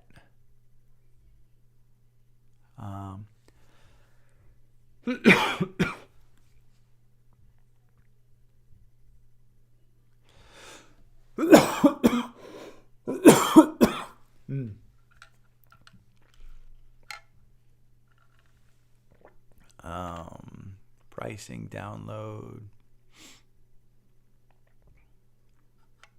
settings. How do I look at my damn account? Man, their app is so much better than their oh, you know what? I should download this. I'm going to download this for Mac OS.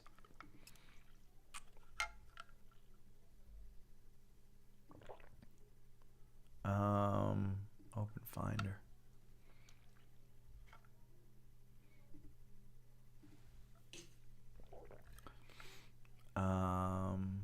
Desktop. I think it's on the desktop. Webull, there we go. I'm going to download the Webull desktop application.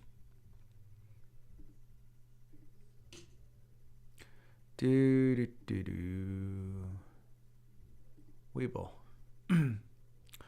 Let's see what this is like. Maybe I'll share it.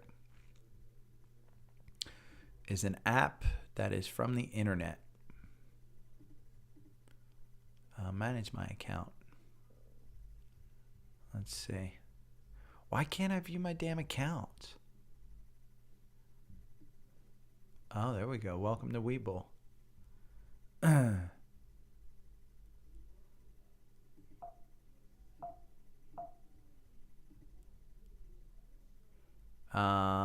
Seasoned.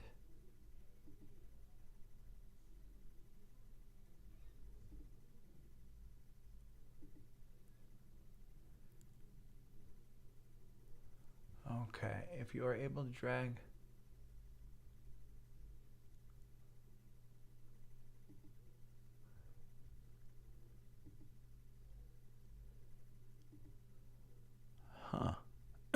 Okay.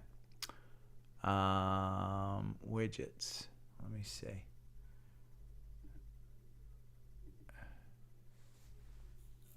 I'm already signed up. I am sorry. I'm trying to log into my account. Preferences. Let's see.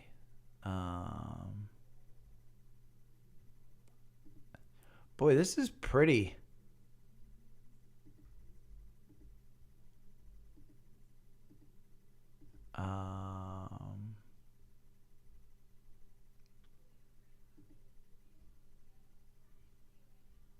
Widgets. I don't know how I log into my account. Click here to log in. There we go.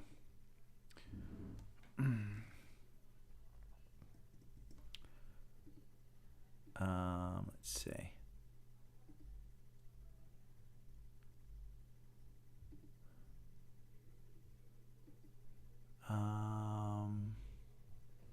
I gotta get back to. Let's see. I want to make sure I'm not sharing this. Keychain. Access. Webull.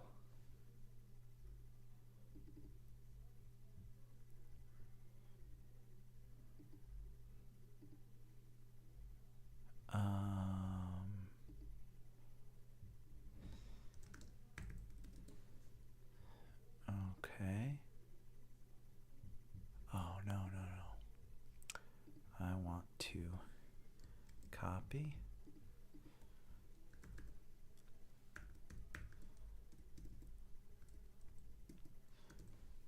Boom.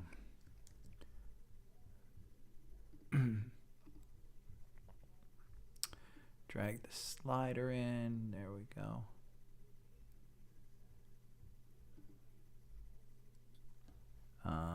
Now I gotta freaking look at.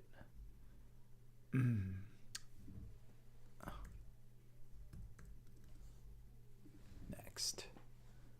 Okay.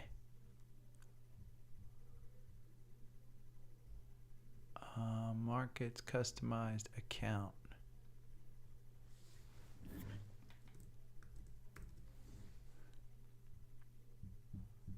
Okay, here's what I'm going to do. I'm going to shrink this down.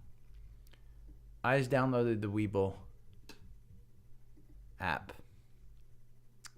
Webull desktop app.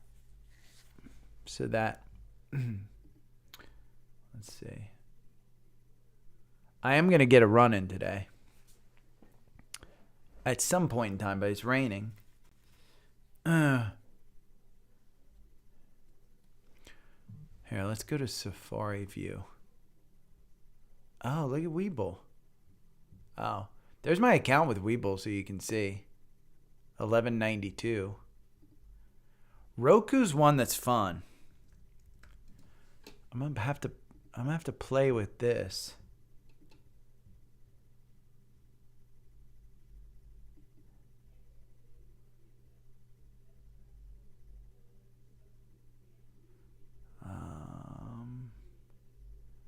I don't see Weeble.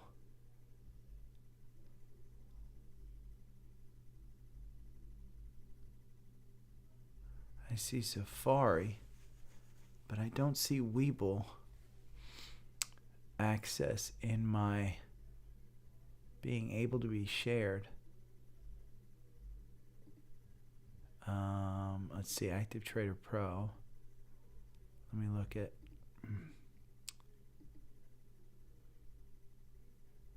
Active Trader Pro. Status indicator, Weeble desktop, item 0. Nope. So I'm going to have to go to Active Trader Pro.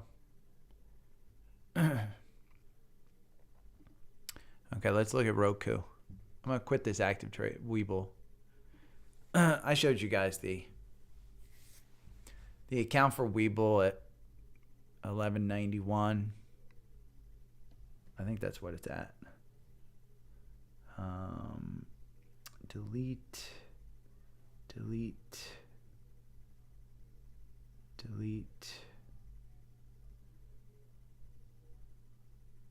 Okay. Nope. Oh, stop. We're going to go to live. Does that show my account number and stuff? I don't know. Probably shouldn't be showing it, but oh well. Roku for Jackson. Is it too late? You know, I think you've got 10% in this to get back to the 200-day. But what worries me about this one is you're up against the Bollinger Band. You're covered this 50.99 right here because in this candle, actually you haven't covered it. It's 50.68. But that's the current candle. So it hasn't covered it completely. But you only have a couple more cents to get into that to 51. So you don't have a lot of upside, but you do have a lot of downside. And with the Bollinger Bands the way that they are, I wouldn't buy on a Friday, especially with one that's got this much of a run going for it right now. But I went over in the podcast, Para, and this is the other thing, Paramount Global.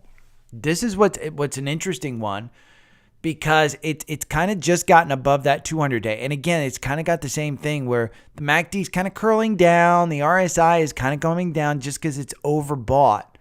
But this is an interesting one because even if you bought it at 19, Paramount Global's making money. Their PE is 4, and they have a 4.75% dividend versus Roku, which has no PE, which has no dividend.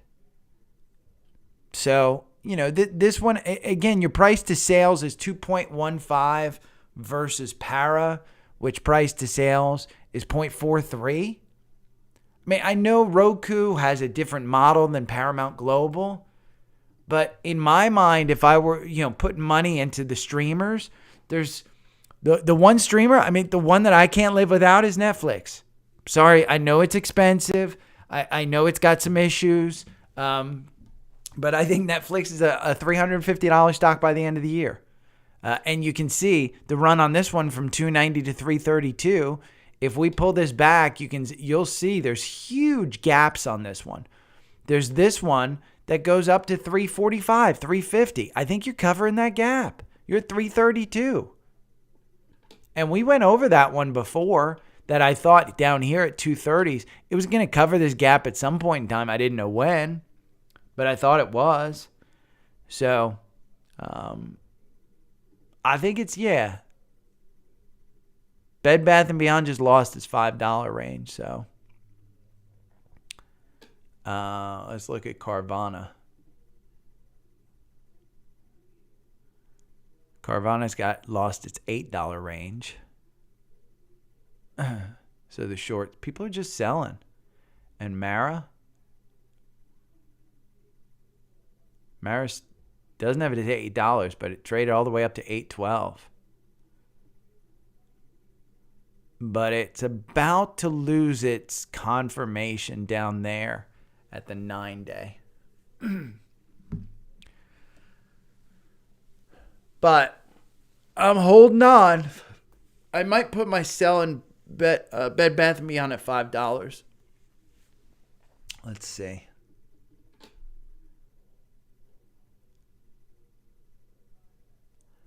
It traded up to $5.23 today. I think it'll hit that again. But who knows? I mean, I think there's a lot of people in the afternoon who probably will take some profits like me. Okay, I'm out of here. It's 11 o'clock. You guys have a great weekend. I am going to record the Fire podcast tomorrow. So if you guys haven't subscribed to that one, subscribe to that one. If you have any questions, hit me up. And Chase, if you're still listening, Chase, send me your email. I'll get you moved over. And if I haven't sent you the algorithm, I'll send you the algorithm. I need to put up there that I'm a partner in TrendSpider too. Maybe I'll just plast up here instead of selling. Rather than listen on Spotify, I'm going to throw the TrendSpider logo up here with a scroll that says buy. Use DSP25. I'll piss everybody off with a big ass scroll rather than putting my face on this damn thing.